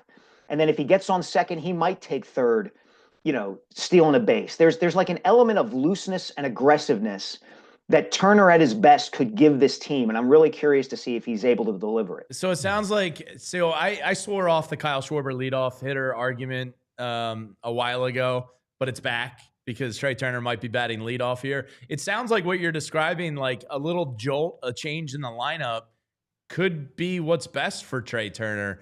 And I do think him being the leadoff hitter right now on this team because of the speed on the base pass, because of the ability to drive the gaps and be aggressive, might change his approach, might get him back to a little bit of the old Trey. Are you kind of feeling that same thing? I am. And to your point about the lineup, I was never against the idea of Kyle Schwarber leading off. Yeah, he's really good at it. He's really good at it. The fact that you had a guy who, if a pitcher is rusty early in the game, makes a mistake, could hit it 450 feet, like that's really valuable. The only drawback I saw to it was that the leadoff hitter tends to be a tone setter for the rest of the lineup. And Schwarber, by being a guy who was a big swinger, who hit a lot of home runs, was kind of setting a tone for the rest of the lineup. And that's the way those guys, most of them are conditioned to hit. Harper, Castellanos, Real Muto to a lesser degree. And Turner became one of those guys. If you put Turner at the top of the lineup, maybe it's just a little bit of a different wrinkle that unleashes something else within this offense. Mike, this is why you're so good, because this is like genius. I've never thought about it, but you're right. I mean, when Trey Turner was coming here, you think, we got a guy who hits 330, gets on base a ton, creates chaos. And then, it's almost like peer pressure. And Schwarber comes out trying to mash the ball, and then Turner's trying to follow it up. Man, I hope you're right. But that's weird how effective that could have been as Schwarber setting the tone. Yeah, I agree with you, VG. And look, I was behind the Turner signing. I mean, how could you not be behind the Turner signing? He was everybody's favorite player in Major League Baseball when the Phillies got him. And I actually spent a couple days in Raleigh because he went to NC State and talked to his college coaches and teammates and people like that. And they're like, oh, Philly's going to love him. Like that, he's so confident and so cool and the way he plays, et cetera, et cetera. And then after that World Baseball Classic, like the bottom just fell out. Yeah. And you never know how a guy's going to react to a new location, a new city, a new contract, and the pressure that comes with it. A new child as well and all that. Yeah, like exactly. Exactly. So for his sake, just for his sake, I hope the season goes different and maybe batting him leadoff, leads to better things all around. Maybe it turns him into a better defensive shortstop. He knows he has to be better in the field than he's been. Because if they don't, if he isn't, they're going to change positions. They're going to move him out of shortstop because last season he was a liability out there. A butcher. So let's get the Mike Sielski lineup, because I think with this new kind of shift that Thompson's toying with a little bit, One, I like it for two reasons. The Turner kind of change of scenery, change of approach at the leadoff. You're getting speed on the base pass. But two, I like the protection that Alec Boehm can give Bryce Harper if they bump him up to the 2-hole. Now, I know Bryce has said he likes batting in the 3-hole, but he hasn't really had that great at-bat protection in the lineup. You know, Real Muto's peaks and valleys at this point in his career. Castellanos is a free swinger. You know, it might not work the best at-bats at times. So I think if you go Turner 1, Harper 2, Boehm 3, Schwarber 4, Mike, I think that's a nasty 1 through 4 in the lineup. What is your prediction here for opening day lineup? I'm picking up what you're putting down there, Jamie. I love that. I love that those first 4 hitters, and then you put either Castellanos or Real Muto behind Schwarber, then maybe Stott, and then kind of go from there. In terms of what they're going to do, yeah, that's a different question altogether. Like, we know how reluctant Rob Thompson is to shake things up, right? Because he feels like it doesn't show confidence in the guys and all of that. So it would not shock me if Schwarber were the opening day leadoff hitter, and then maybe like a game or two into that opening series, Turner bats leadoff, and they see how it goes from there. I mean, we attach so much importance to the very first game and what happens there, like, oh, this is a sign of things to come, and we forget it's like, you know, it's like the Eagles handing the ball off on first down in week 1. Like, that's literally the equivalent of what it is in the grand scheme of the whole season. So Thompson may go that way, where he just says, like, I'm going to bat Schwarber leadoff opening day, and then I'll make the changes, you know, in the subsequent week or two out. It's one game until you pull Aaron Nola in the 5th inning when he's pitching a gem down in Atlanta. Oh my gosh! Gabe that's right. What was it? 69 pitches? Was that the number? Yeah. Oh my God! I think I was at O'Neill's with VG here, and we were like, "What the hell's he doing?" Might have been the day they had Dan Baker doing that. Yeah, Dan Baker was at the bar doing announcing. Oh my gosh! I think even he was like, "What's going on? What is happening, everyone?" That's great stuff. Mike, before we let you go, VG might have one more for you, but you got a March Madness winner I can place a nice future bet on? Man, you got to take one of the SEC teams, right? They're paying all this money to all these, every school in that conference is just shelling out so much money to have a great basketball team. I would like to see St. John's make a run, just because Pitino is a great figure, whether you love him or hate him. You know, he's a bit of a villain. He's a bit of just a compelling figure. So if St. John's were able to make a run, that'd be pretty cool. I'm actually heading up to New York today to cover the Big East tournament and the Kyle Neptune funeral march. So we'll see. We'll see how it goes. Kyle's a nice guy. I really hope it, for his sake, it works out. But I'm not optimistic about Villanova's chances. Well, that's great. Yeah, Mike, I would never ask you about the Flyers. You're really good at sometimes provoking Flyer fans. You're good at provoking people in general. Can Torts stop the tough guy act? Like, just let the kids play. Yeah, we're done with him. This might be his last hurrah. But where do you feel? Where's your stance, and where do you think the Flyers are heading? Look, I covered Torts in New York, and I remember distinctly. In 2013, they had a good team. The Rangers had a good team, and they were losing a playoff series to the Bruins, right? And the power play was not good. And somebody asked him, why don't you put this guy, Carl Hagelin, who was a young, skilled forward, on the power play? And Torts, during a press conference, says, because he stinks. I don't know why he stinks on the power play, but he stinks, and I can't put him out there. I see the same sort of thing happening now with the Flyers, where, either he's saying too much or he's not saying enough and being belligerent about it. Like, it really bothered me the other day that he was like, don't ask me about why I benched the absolute centerpiece of our franchise. Mm-hmm. Like, John, you can't have it both ways, man. Like, people are going to ask about this. Don't be this belligerent jerk about it. Now, look, is he going to move up to the front office at some point? If I were the Flyers, I would think about that. Because just because a guy can't play for John Tortorella doesn't mean the guy can't play.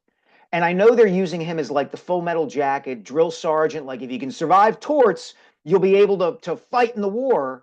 But man, like, it's getting to be a little too much, I think. I really do. That drill sergeant, a lot of times you'll see it where when people go through it, they still have respect for the coach. And, Bobby Knight was out of control, lunatic maniac.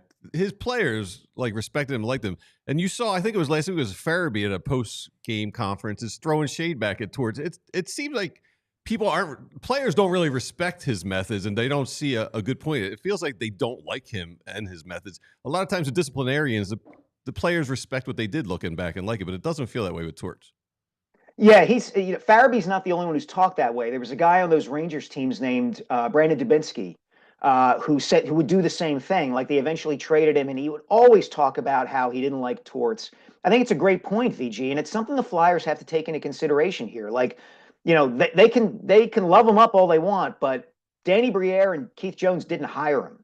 So, I know he's part of their decision making. I get that aspect of it. But this team is still a pretty long way from being good, and I find it hard to believe that he's still going to be the head coach if and when the Flyers get good. How good is Michkov to watch, though? Oh, I mean, they've never had a player like him.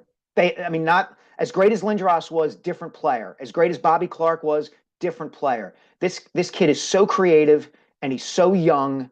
I mean, you see some of the plays he makes, and you say to yourself, if he gets anybody on a line with him of anywhere near comparable skill, he's going to have like 70 to 80 assists in a season because some of the plays he's making, the guys he's with just can't finish them. Well, yeah, I was in the building last week, and the players almost aren't expecting the puck when he gets it to them, but they're just not ready for it. Yeah, it's fascinating to watch. Agree completely. All right, Mike, great stuff. As always, follow Mike Sielski on Twitter. You can listen to him on the radio on WIP. Read his work in the Inquirer. You can pick up his book. The man is everywhere. We appreciate the time, Mike. Keep up the great work, buddy. Thanks, guys. Appreciate it. Thanks, Mike. There he is, Mike Sielski from the Inquirer and WIP, and esteemed author. All right, let's take a quick pause to tell you about some of our friends here, and then VG, we gotta scratch that Phillies itch. I got the Ken Palm 9 teams that are destined to win the formula. We got VG Nugs. We got back in the day. We got a lot to get to. Yeah. Let's tell you about some of our friends here first, and that's our friends at TrueMark Financial Credit Union. It's great. Why do I love TrueMark Financial Credit Union? One, because if you've never had a credit union in your corner, you should have one. It's not the same as every other bank. They're based right here in Fort Washington, and they have area locations, 24 of them to be exact, all across the Delaware Valley.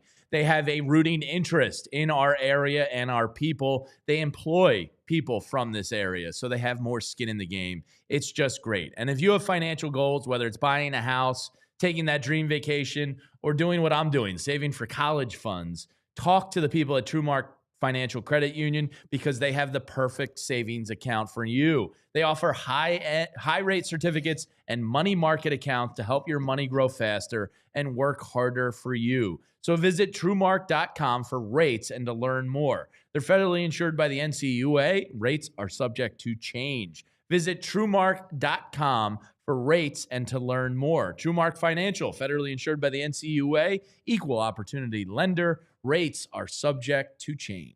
All right, let's talk about Parx Casino, my casino of choice. Easy to get to, right off 95.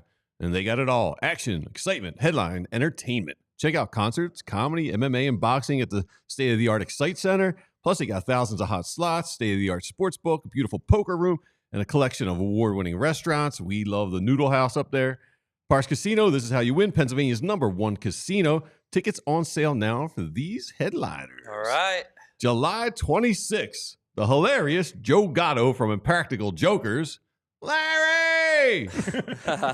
July 3rd, Grammy-winning singer-songwriter Gary Clark Jr. Oh, Here come old flat top he he come. moving up slowly. I didn't know he's coming. Well, thanks for listening to the show. Yeah, King of yeah. Content. We Yeah, do it yeah, every day. Gary Clark Jr. is awesome. Yeah, he's great. That's Dude, what they I've do. seen him before. That's I what gotta they get to do that at the one. Excite Center. Mike Baldini, I might need a little hookup Yeah. there. Parx, Clark. Jamie, come on. They Let's bring go. the acts up there at Parks. They got a comedian, Ron White, on March 20th. Can't be stupid. The Motown sound of the Isley Brothers. Oh, This Ooh. old heart of Mine's mine been been broke broke 1,000 times. dude, Each I grew time up you on break Isley the Brothers? leg. My parents, yeah. Oh, I They're had the up whole the song. I was ready for the Oh, they're second up there lyric. April 11th, Oh, I man. might have to take my mom. Comedy duo Chad Daniels and Kelsey Cook from Pretend Problems podcast. The psychic medium Matt Frazier. April 18th. Is it a Sally? Is it a Joe?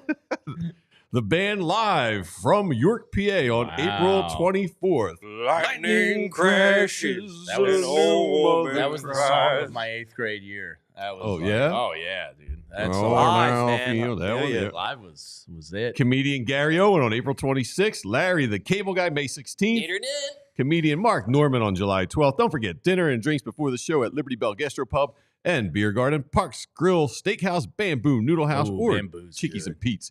ParksCasino.com to buy tickets for all shows. Parks Casino, this is how you win. You must be 21. Gambling problem, call 1-800-GAMBLER. And let me tell you about one more of our friends here, and that's Ace Hardware Home Services. It's spring cleanup time. That means you got tons of stuff going on at the house. The honey-do list just grows and grows, and you got to fix this. You got to fix that. Well, Ace Hardware Home Services has the guy for you. They got everything you need. I'm an Ace Hardware store devotee, so why wouldn't I trust the trusted pros from the store to come right to my door? Maybe you've got an air conditioning or heater issue. They've got a person for that. You got a leaky faucet that you said you'd fix last fall. You never did. They've got somebody to help with that. From plumbing to heating to cooling, they've got the trusted pros to keep your home humming all year long. Ace Hardware Home Services.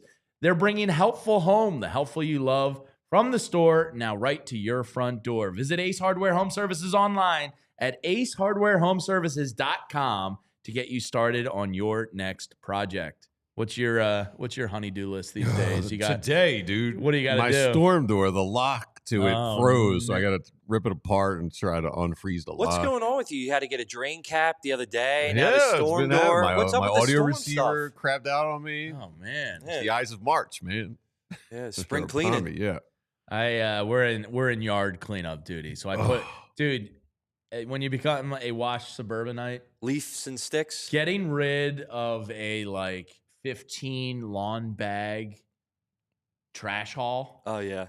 Like I You just stick it to the curb Yeah, and they take it? and then I just wait for it to leave. And when you come back and it's gone, it's such a good feeling. Like I'll stand at the door and like see him picking it up You with give him like a hands thumbs on up? the hip, and I'm like, Hey, what- Sipping your coffee. Yeah. Like, job well done. yeah, that was like 8 hours of my life yesterday. Thanks for taking that away, boys. Bon voyage. Yeah, it's a real rush, real rush. Do you get like the I get the Ace Hardware bags. bags? Yeah. Nice. And then one of the greatest inventions that nobody ever talks about is it's real cheap. It's a piece of plastic like that. It folds 3 ways, and you put it in the bag. Holds it open? It props open the Oh, bag. I didn't know that was man, a that's thing, key. man. That person deserves to be like. What's that cost you? $10? Yeah, I think like $9. Oh, wow. That person deserves wealth in life. Yeah. Because that is a real man of genius. Question Yeah. about that item. Do you have to then go and fish it out after you've It's dumped got everything holes in? on the side, so you like hook your fingers in and then just pull it out. Okay, because if you had And to it go kinda in and slides fish, out. It's a good feeling too, like one of those when you slide something out. You know, it's like yeah. you feel like the air suck out too, and it's like all right. See, this is what you have to look forward to in life when you get a yard. Love it. Yeah. Thank God I'll never have a yard. But the honeydew, like, Oh, I hate it. what was it? Sunday morning was real cold. It got real cold Saturday night, I think, and we woke up Sunday morning, and we do the alternating sleep-ins with Yeah. the kids. Mhm. Like, I'll do Saturday morning, Yeah. she can sleep in. So Sunday was my sleep-in day. What is that? What time do you wake up on a sleeping day? 10 o'clock Oh, that's usually. pretty good. Wow. Yeah. Solid. You usually Good wake solid up sleep. with the girls. That's late. And then kind of roll back over, Yeah. take a shower. You just get to take your time. You can do Yeah. whatever you want up there. So Sunday was my sleep-in day, and of course she comes up at like 9:15, 9:20. I'm like, what the hell? How This dare- isn't 10 how o'clock. dare you? Yeah, How dare you? this I isn't still 10 gotta o'clock. how dare you disturb What is me? going on? She's like, the house is really cold. The heater's not working. I was like, That's the worst. That's the And I worst was way to like, wake up. oh God. And so I'm thinking like I got a call, and then I go downstairs. I'm like, Right away, you're like, it's a Sunday. And yeah, I no was one's like, this is coming gonna. My immediate thought is this is gonna cost me $7,000, Yes. which is rooted in no reality at all. Yeah. And I went, I haven't changed the air filter in like so long. Oh man. Oh man, So you I gotta check turned the those. system off, changed the air filter, fired it back up. It was still firing out cold air. I was like, I'm just gonna go outside and give it 2 hours and hope for the best. Sure enough, the hot air started. And you coming. feel good Yeah, then. and I was like Tim the Tool Man, like we should change the Fix filter. that. Yeah, every 6 months, Yeah. check the filter. No, it's supposed to be every No, 3.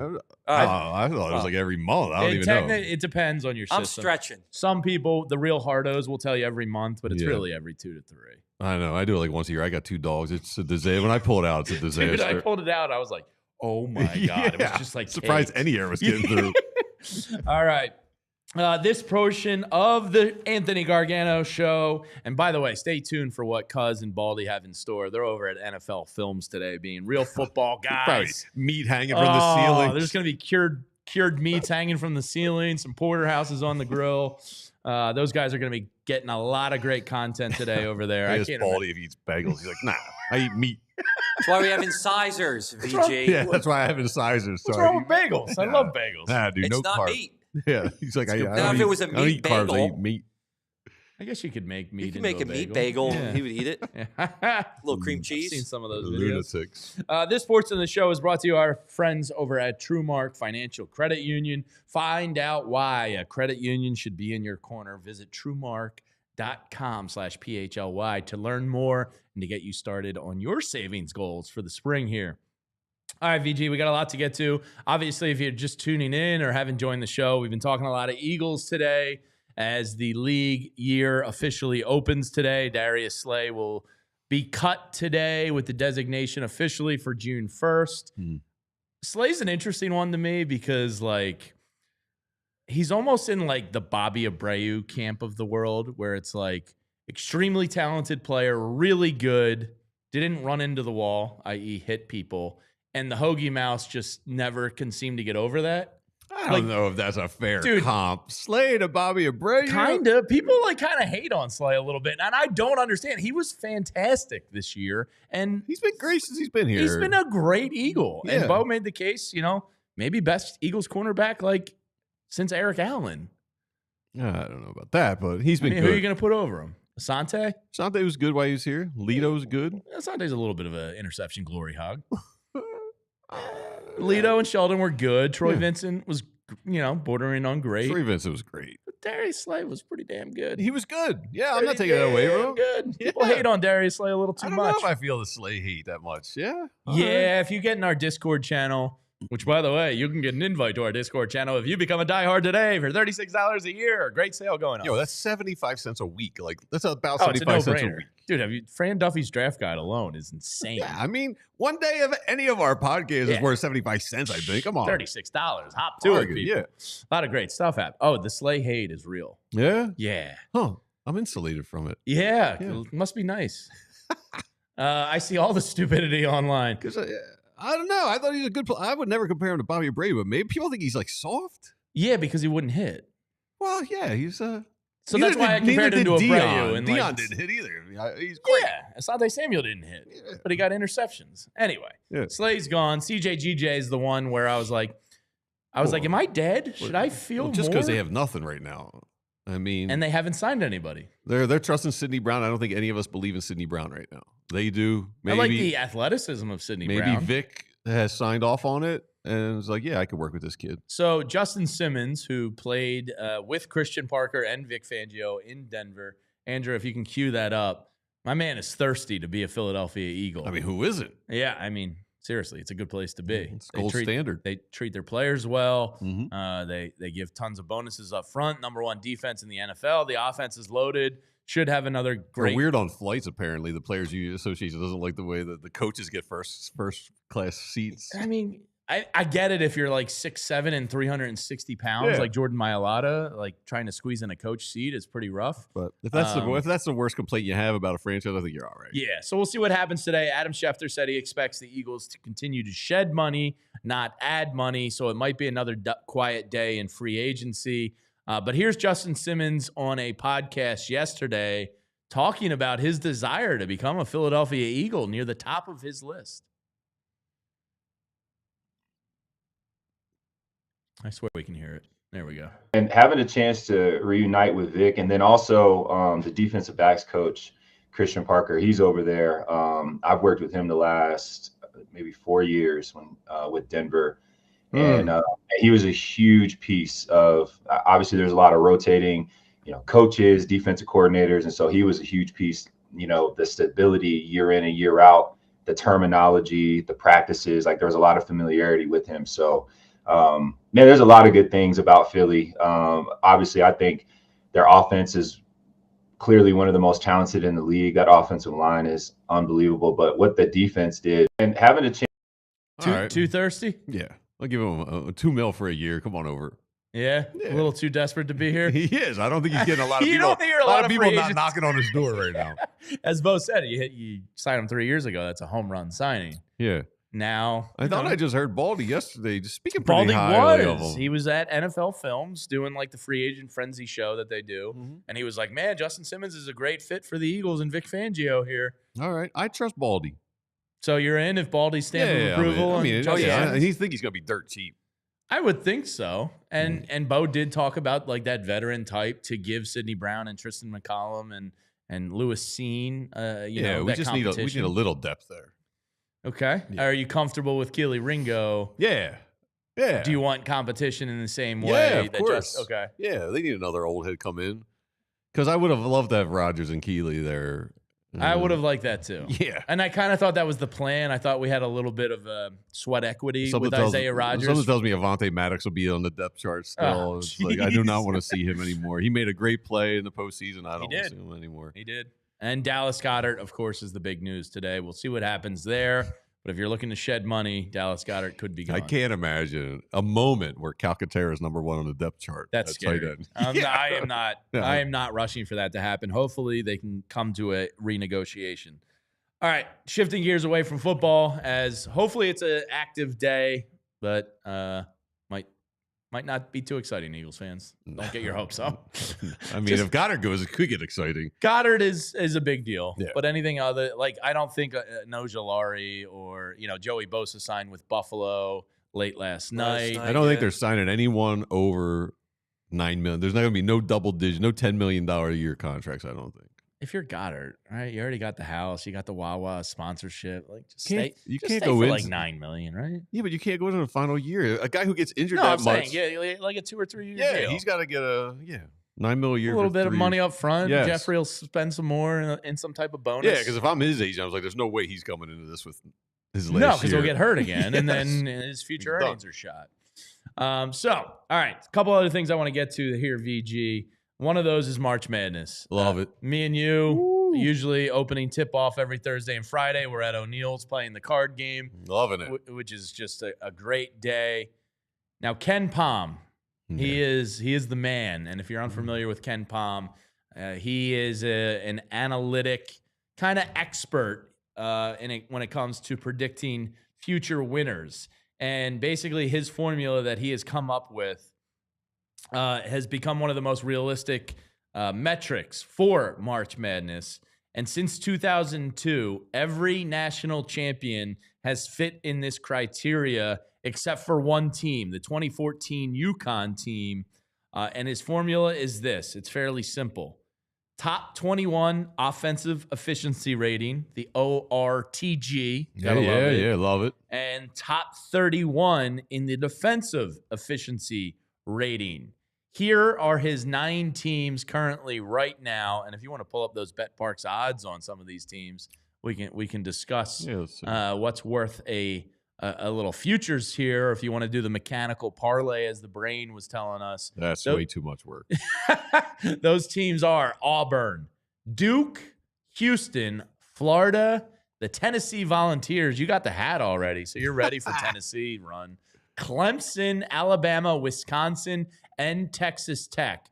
Now, the Maryland Terrapins are in and out of this. I think they're hovering right around like 31 in the defensive efficiency. So there could be 10 teams, but these are the 9 teams that are likely to win March Madness for all you people filling out a bracket this upcoming Sunday. What jumps out to you here? Who you placing your bets on? I'm an Auburn man. I think you said they were plus 350 earlier. Yeah, I like Bruce Pearl.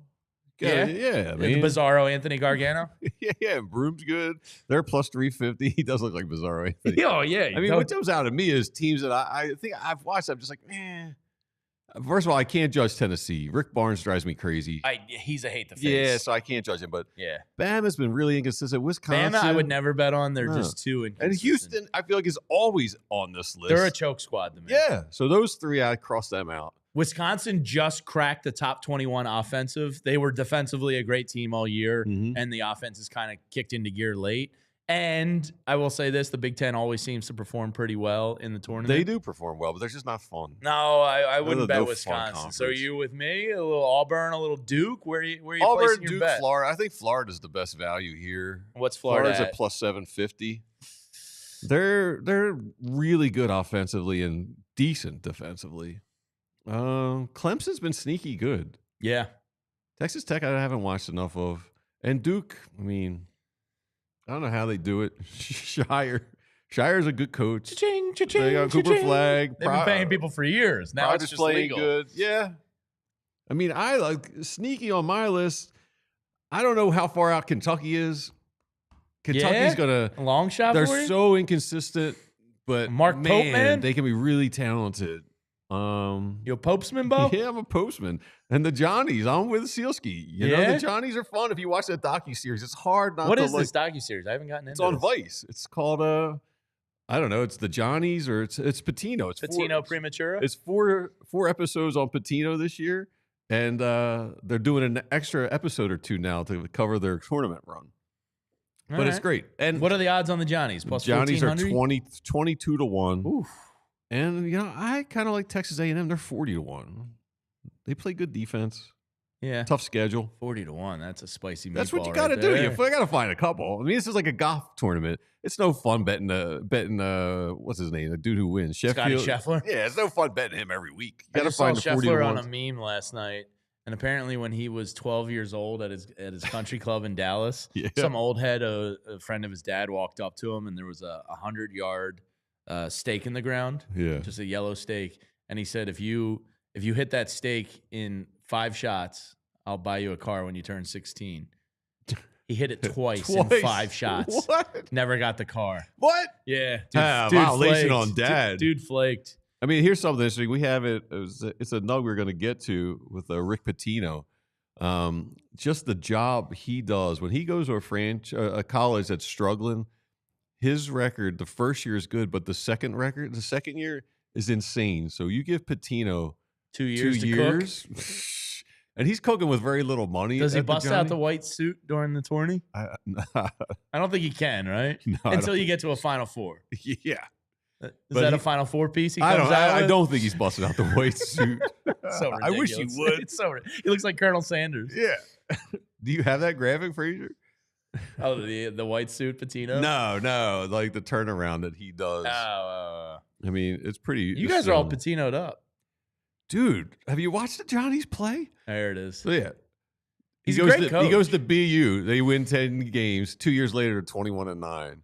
Then it's like 11 win, 25 games. They're all 20-game winners after 2 years. Wow, it's pretty impressive. The Johnnies were 8-15, not bad, but they're 26. Well, now they're like 28-4. That's like last week or 2 weeks ago. Yeah, Patino. He's so all right. intense. He's like 72, and the docuseries like, I wake up and I think about basketball. All right, dude. It's not all you're thinking about. From some of the stories I've heard. That's later in the day. Dude. Yeah. When he wakes up, it's basketball. All right. Before we get to VG's Nugs, just want to shift to Phillies real quick. Yeah. I got the itch, man. Dude, I'm so ready to go. We got the opening day tickets the other day from our buddy Johnny Car Wash. So I'm Nice. sitting upstairs for opening day. All right. It's a school holiday, so my wife is able to join. Excellent. I'm I'll really be at excited the for Johnny Car Wash tailgate. Nice. I will probably be there as See well. us. We'll be. I forget that lot. End lot. I think he's usually. Yeah, in. over in the Jetro corner. Yeah. It got me real excited for opening day. The weather's been getting a little nicer. Yeah, I was sitting out on the deck yesterday. I was like, I can't wait to have the TV out here watching the Phils on It's a nice every Sunday day. afternoon. Every day you get them. Yeah, it's great. I'm Dude. real excited. How you feeling about the Phils? I feel good.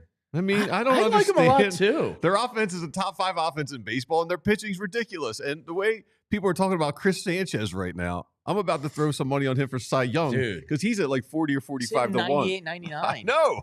He dropped that And that's- change up, the best pitch in And this baseball. is after he got paid, so that's great. Like as a player, he got paid, and he's coming back in better shape and stronger with more pitches and That might more be velocity. the best contract in baseball. If he does what we're like kind of all Oh. projecting him to do this year, that's legit one of the best contracts in baseball. That's a steal. Yeah, and it was a little premature, but yeah, it could turn out to be. That's a steal. why they got the steals because they got burned before with Kingery with the early stuff. Well, we don't talk about Matt Klentak's moves here on this program. But yesterday, MLB.com did the best lineups in baseball. Mm-hmm. Number 1, Dodgers. It's pretty filthy. Yeah. Look, 7, 8, 9 is not great, but most teams aren't going to be. Shohei, Mookie, Freddie, Teoscar, It's Max Muncy, Will stupid. Smith. That's filthy. Yeah. Number 2, the Mets. Yeah, all right. Francisco They're Lindor. top-heavy, too. Here's the lineup. Francisco Lindor, Juan Soto, Pete Alonso, Brandon Nimmo, Mark Vientos, and then it gets a little weak. Yeah. Jesse Winker, Francisco Alvarez, who I believe is hurt, Jeff Dude, McNeil, and Jose I Siri. hate that lineup. Nimmo and I know. Winkler. And Alonso. Oh, and Alonso. A lot of hate the faces in there. I like Soto. And I for some can't reason, lie. I told the story last. It was like the first game we went to against the Mets. It was a day game, and there was a little girl. I had no idea why she hated Jeff McNeil so much, I love that. but she was like 7. I hate Jeff McNeil. Why? Something about him. She I don't was like know. 7 That and girl's onto It was something. quiet. She's like, Jeff McNeil, you're a piece of garbage. I was like, what is That's Jeff awesome. McNeil hate? Did you see Juan Soto yesterday? He was getting harassed in right field in the spring training game. Oh. Some guy's right on the fence line. He's going, overpaid, overrated, screaming at him. And Soto's like turning around and looking at him and just kind of like doing the hands on the hip and not Yeah. engaging. Next half inning, Soto goes up, cranks a home run Right right at to him? the dude. That's and great. he dropped it. That's He dropped it. He fell backwards on the hill and like some The little same kid got guy? it. The same guy. Oh my God, that's outrageous. Like, That's amazing. did he do that on purpose? Is he that good? No, he's not that good. He's lucky. Come on, dude. You can't hit it at a person. I don't know. Maybe this guy's That's that karma. good. Karma. Maybe. Number 3 lineup in baseball, according to MLB.com, the Braves. Ugh, again. But their pitching got worse. Yeah, Strider's back though. Yeah, They but gotta- Freed's gone, and Chris What is- Sale's do they not have going to their be a lineup Cy there? Young. Chris. All right, here's your lineup for the Atlanta Braves. Ronald Acuna Jr., Jurickson Profar, who we forget they upgraded in left field a little Yeah, bit. he had a Austin- nice season last year. Yeah, we'll see if he can repeat it. Austin Riley 3, Matt Olson 4, the drunk Marcelo Zuna 5th, Michael Harris 6, Ozzie Albies 7, Sean Murphy, Orlando Arcia. It's a pretty good lineup. That's good. I don't think Ozuna holds up, man. Something's got to give with that guy. Yeah, he's a bad dude. The Phillies come in number 4, Right. We have the 4th best offense according to this. and this is how they have their lineup listed, and I think this is what it should be. Trey Turner, Bryce Harper, Alec Boehm, Kyle Schwarber, Nick Castellanos, Bryson Stott, JT Realmuto, Max Kepler, Brandon Marsh. Yeah, I like it. I'd probably swap out JT and Kepler. I want JT. I'd put him in a the little 7 further hole. I down. feel like that's a nice luxury to have, Yeah, right? Like he's getting worse. We can all admit that. yeah. His power last year was terrible. I know he Yeah. had the knee and issue. he had the injuries, Yeah. which is fair. And maybe Stott's like the key to this all. Stott would be great if he could rebound and show us the potential. People were talking about him as possibly winning a hitting crown at Yeah. some point. I mean, his at-bats 2 years ago were that good. Yeah. Then they have the Red Sox 5th, the Orioles 6th, the Yankees 7th, Diamondbacks Do they have 8th. Stanton in that Yankees lineup? Yes, they do have him batting 4th. Yeah. I forget they got Paul Goldschmidt, who sucked last year, in fairness. And by the way, we're talking baseball and lineups. You said Red Sox. Brain, I was with him. He did a futures bet on Oh, them yeah? to win the World Series. Yeah? I mean, he might bet 5 teams to win it, Yeah, but he sure. did bet the Red Sox. So here's what they have as the Red Sox lineup. Duran leading off, Devers 2nd, Bregman 3rd, Cassis 4th, Trevor Story, Yoshida, Connor Wong, Abreu, Rafaela. yeah, that's good. It's fine. All right. I mean, the theme is once you get past 5, pretty much every lineup's. yeah. What are you expecting from the German this year? Kepler? Yeah. Man, if we could get Tony, if they get 20 home runs out of him, that'd be great. Can we get 120 games out of him? That would be fantastic. Yeah. 120? I mean, they paid him to be a starter. No, I'd love 120. I'm hoping he does 140, but yeah. I mean, he's hurt all the time. So he has been. He I- hasn't met a training staff like this Phillies training staff. you know why? One of their strength and conditioning coaches is LaSalle College High School graduate. There That's you go. probably why. There you VG. go. There you go. All right, let's get to VG's Nugs. So good. We're talking Phillies. We're talking baseball. Someone put a collection of hats that are available on the Fanatics Oh, site dude. of Phillies hats. They're And atrocious. There's not one hat I would consider purchasing on this list. No, not even What for is the, half what a is the second. bottom left? You don't one? want the black and white one? Yeah, what is that? You can't even see the And paint. what's the one in the middle? Just all black. It looks like someone threw bleach on it. Yeah, it's The one in the middle and the bleached. bottom is just offensive. Yeah. Fanatics, it can be offensive here with some of the stuff they're hawking. Those are all terrible. There's none. There, I wouldn't wear. The checkered flag. Yeah, I guess that's. Yeah. Did you see the other ones that came out? No. Dude, Oh. they're even worse, I think. What all the with the big symbol in the middle, and then like the Texas yeah, issue? the Tatas. Yeah, he got pulled. Yeah. Because it got mirrored in controversy of Yeah, another language and body parts. Someone didn't translate the word. Like, yeah, I don't know what's going on with baseball apparel, Like, but like what? it's like getting worse. Yeah. Yeah, I don't get it. Those hats are offensive. Yeah, so this was worse too. Apparently, I don't know where this is from. It could be old, but it had to be from this year. A couple were on Instagram. I think she's a Mahomes fan and he's a Saquon Barkley fan. So they came to a compromise over what jersey to wear. Oh God. Yeah, it looks as bad as you would think it does. Oh no. The fronts, they cut them in half. The backs. Oh God, TikTok music. So it's like the front of the Barkley with the back of the Mahomes, and the front of the Mahomes with the back of the Barkley. Yes. Yeah. There's no way I'd do this. There's no way Why? I'd wear that. Why do this? Why? To be cute? Why? It's to throw it on Atrocious. TikTok. It's ugly. And get It's noticed. gross. To be It cute? should be burned. Like, okay, great. She supports the Chiefs. You support the Eagles. Like, what the hell are you doing? Yeah. Why do these two need to merge? Yeah, that's something that should never exist. Never. Like, what are you doing? I mean, great like, that guy's sewing. not a sports fan. No. No. Absolutely not. No, he's- She's probably just in it for like, she might like her team and winning. They're in and it for party. the likes, yeah, the the lifestyle, influence. But like, they're Yeah, not. but still, you got to go along with it. There's no way I'm going along with this. If my wife was like, "Oh, babe, let's cut up our jerseys Yeah. and you wear part Chiefs, part Right. Eagles," There's I'd be like, no "Get the hell out of here! no What are you chance. talking Not about?" touching that Chiefs stuff. Yeah, like, Mm-mm. dude, that guy is a stolen valor sports fan. Get lost. All right, let's talk about what some people consider really great uniforms. The Sixers teased last week. Oh, the Iverson They're tease bringing again. They're bringing back some uniforms. Yeah, with they've little been teasing this SpongeBob for like crap. 4 years now. Did they ever actually send it out like that though? In the season ticket holder email, they put this. They tease that there's going to be some uniforms you might like, and they throw up the Iversons. So I hate these shirts. I hate these jerseys, Love but 'em. I know it's not I my love 'em. generation. I don't like the shoulders, and I admit that it doesn't work when you go to the modern thinner shoulder. Mm-hmm. The jersey doesn't work the same, but I don't like these shoulders. I like the actual like symbol and colors. I hate the black. Oh, I love the black and They red got and Sixers the gold. colors. I know, but it's like a good alternate. I don't know. I'm not like excited by that. People jersey are really returning. excited. People Yeah, have I been know. waiting. It's for like Kelly Green for Sixers fans. yes, it is. Yeah, like they want it bad. Yeah, the blue ones were good too. Blue ones were pretty With good. that font and everything. Yeah, Who's you the could go first with the person blue you think ones. of in the blue Sixers jersey? Oh, no idea. Mine was Theo Ratliff. Oh yeah. Yeah. Just immediately came to mind. Theo Ratliff swatting the shot by the rim. What Yeah, college was Theo Ratliff? Oh, no clue. I know you don't know. LaSalle, Wyoming. Wyoming. He was the Cowboys' all-time leading blocks guy. Really, Yeah. Wyoming? Yeah, he's a cowboy, Wyoming cowboy. Oh, Larry's How about that? Backyard Barbecue likes the blue AI jersey too. Yeah, I like the blue better than the black. Thanks for the confidence there. You're just Yeah, like, I knew you had know no don't know. shot. You're Theo instantly- Ratliff's instantly, college. like, yeah, You got no no shot. idea. What would you have guessed? You would have guessed like no, ACC or something, right? He doesn't even know what ACC means, dude. He's ACC Milan. Is that what you're talking about? No. Oh, yeah. Yeah.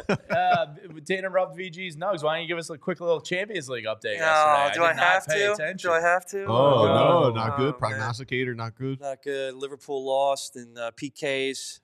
Bad. What were Where your do other they picks? stand now? But Bayern won. I was right. 3 out of the 4. Oh, that's Bayern good, won. man. 3 Inter out of 4 is won. good. Barcelona won.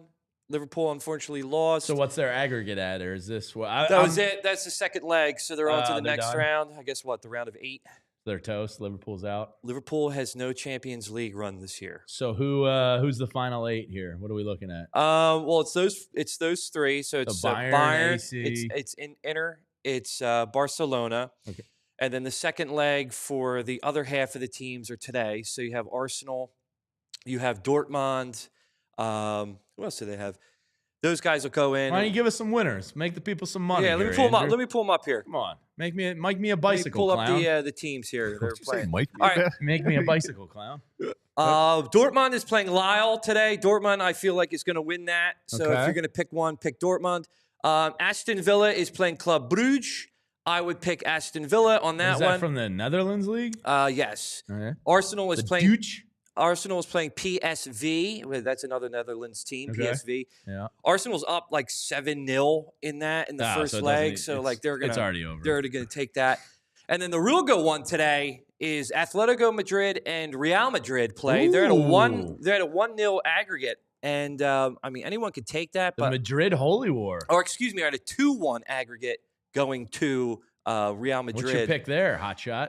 Oof, man, Griezmann is great. I love him on Atletico Madrid, but like Mbappe, Jude Bellingham, you know, those By the way, guys. I don't know if there's a more Can't beat 'em. fun name to say in sports Mbappe? than Mbappe. Yeah. Kylian Mbappe? Mbappe! Yeah, it's a great soccer name. Yeah, yeah. All right, there's your Champions League update. You got any more nugs for us? Yeah, we could do a. Yeah. Oh, Tua.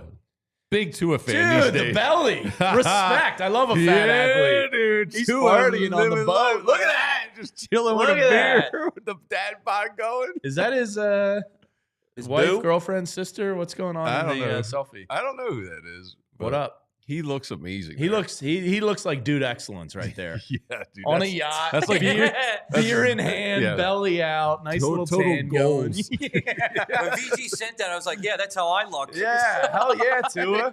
I love that. Good for him. We got Ovechkin's going for the Gretzky record for goals. You see his play last night, Ovechkin? No, I did not. So- you'd be proud of me though. I did watch almost 2 periods of Flyers. Oh, Yeah, nice. yeah. Yeah, so Ovi last night, he did not have a goal. Time was running out. So what is he behind now? Just one? I don't know. He's a few back, Okay. but he's at the end he could have taken a shot at an empty netter here and passed to his teammate who was going for his first hat trick. Ah, that's cool. Ovechkin's still out there. Alex plays it ahead. Protas for his first NHL hat trick. Yeah, Ovi could have taken a shot at Nice. it. But Yeah. We're big Ovi fans on this show. I like Ovi. Yeah. How old is he? He looks like he's He's age 30. 30. He's got to be 37? 37, 38, I think. about Right? He's- 37. Dude looks like Getting he's close to 40. 54. yeah. What happened? Well, I don't think he's a big. I think he parties hard. I think he plays hard and parties hard. Yeah. He needs to get the timeline. Yeah, Dude, he like, does great need age some in I don't timeline. know. Does he need it? Because, I mean, if he's still playing hockey at that guess. age, I mean, timeline's not going to hurt you. You know? Yeah, he's I aging. think timeline needs him. Hey, yeah. So we'll do a hockey theme for back in the days. Since we're on Oh. Ovi. And this Back in the Day is brought to you by our friends at Rite Aid. Right. We're going back, back, back, back. We're going back, back, back, back. We're going back, back, back, back. Back in the day with Rite Aid. Yeah! So I want to put this in perspective. Right You're now, a good jingle, man. right now, Nathan McKinnon of Colorado leads the NHL in scoring. He has 102 points. Did the Flyers have a crack at him? I'm not sure. Or was it was the other Avalanche stud that they had a chance at the year they took Nolan Patrick? I think that guy went third. Makar or Makar? I think that might be it. Yeah. Okay. Never mind. Yeah. So McKinnon's got 102 points in 66 games. This, I forget what year this was from, but Gretzky had 79 points in his last Holy 25 games. That's insane. That's like not even fathomable. 79 points in 25 games. So what's that per game there? That's like, Over 3. yeah, I was just gonna say that's like almost 3 points a game. It's 3 point something points a Oh game. my god. Yeah. That's It's insane. just the greatness of Gretzky Now- is just. How did the Oilers ever let him leave?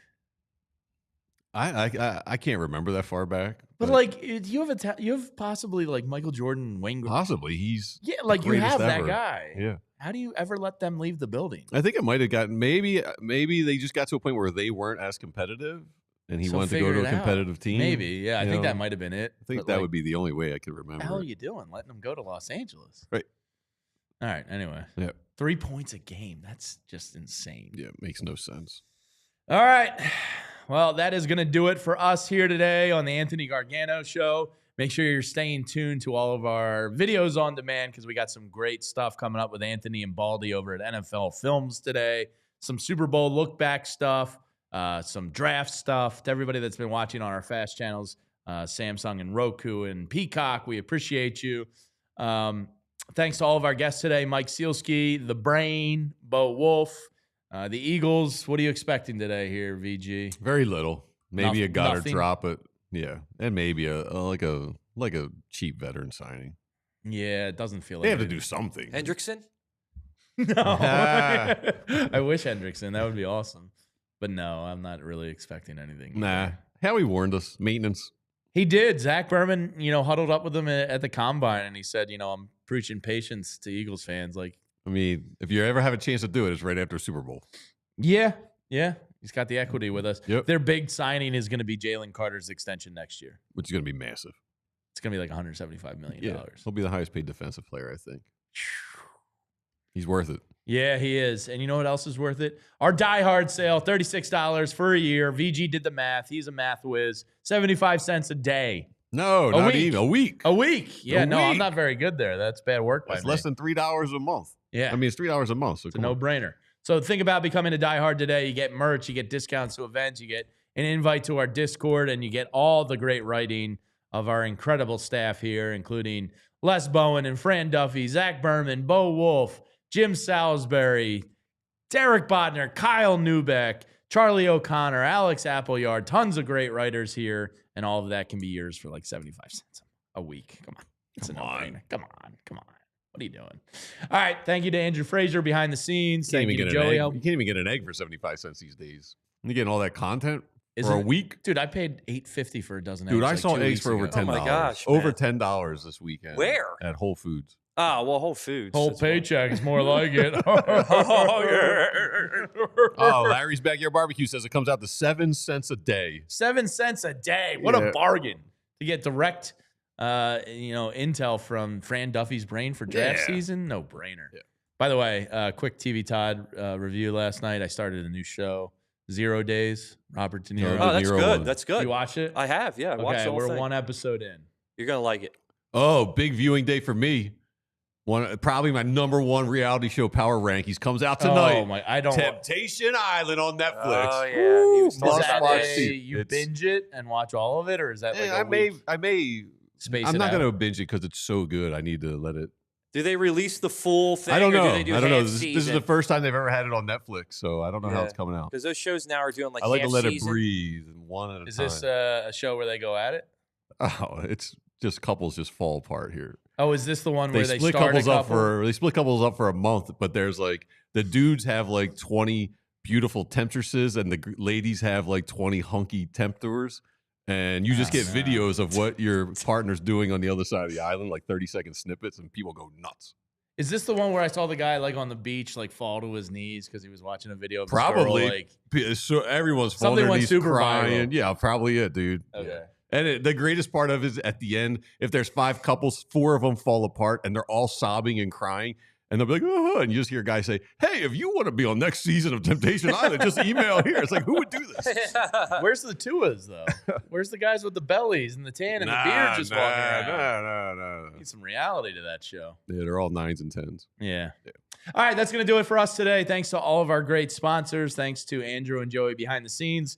Thanks to our guests. VG, a lot of fun. Yeah, nice working with you. Anthony will be back tomorrow, same time, same place here, 9 a.m. on PHLY Sports. Become a diehard today. We'll see you tomorrow. We all silly like the mayor.